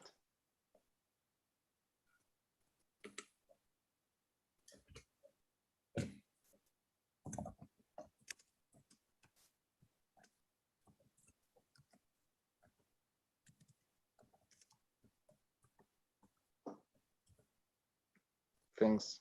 Okay, good. So Nikos, should we just close the workshop for today? It was a a long session. Okay, still you have to unmute yourself, Nikos. Sorry for that. Yes, it was a long session today. So thank you all for coming. Our workshop it's 4 days. That means that it's a lot of hours, 4 days. So, but we hope that with all those keynote speakers and all those guests that we invite, we will make it more interesting, and we will try to have a more a view for the disabled chess community from every aspect. We will be very happy if you find it interesting. Of course, we will continue tomorrow. Tomorrow is our last day. Nothing else from me. See you all tomorrow. Thomas, you want to add something? Yeah, thank you all for attending, for caring, and for helping our community. So it was a big pleasure. And yeah, have a nice day, nice evening, and see you all tomorrow.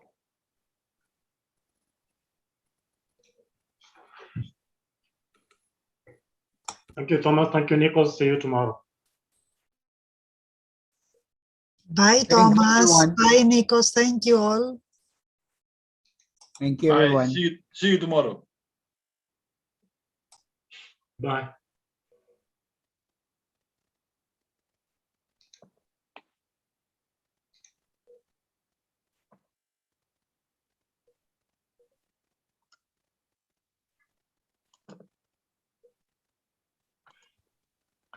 Thanks to all and bye.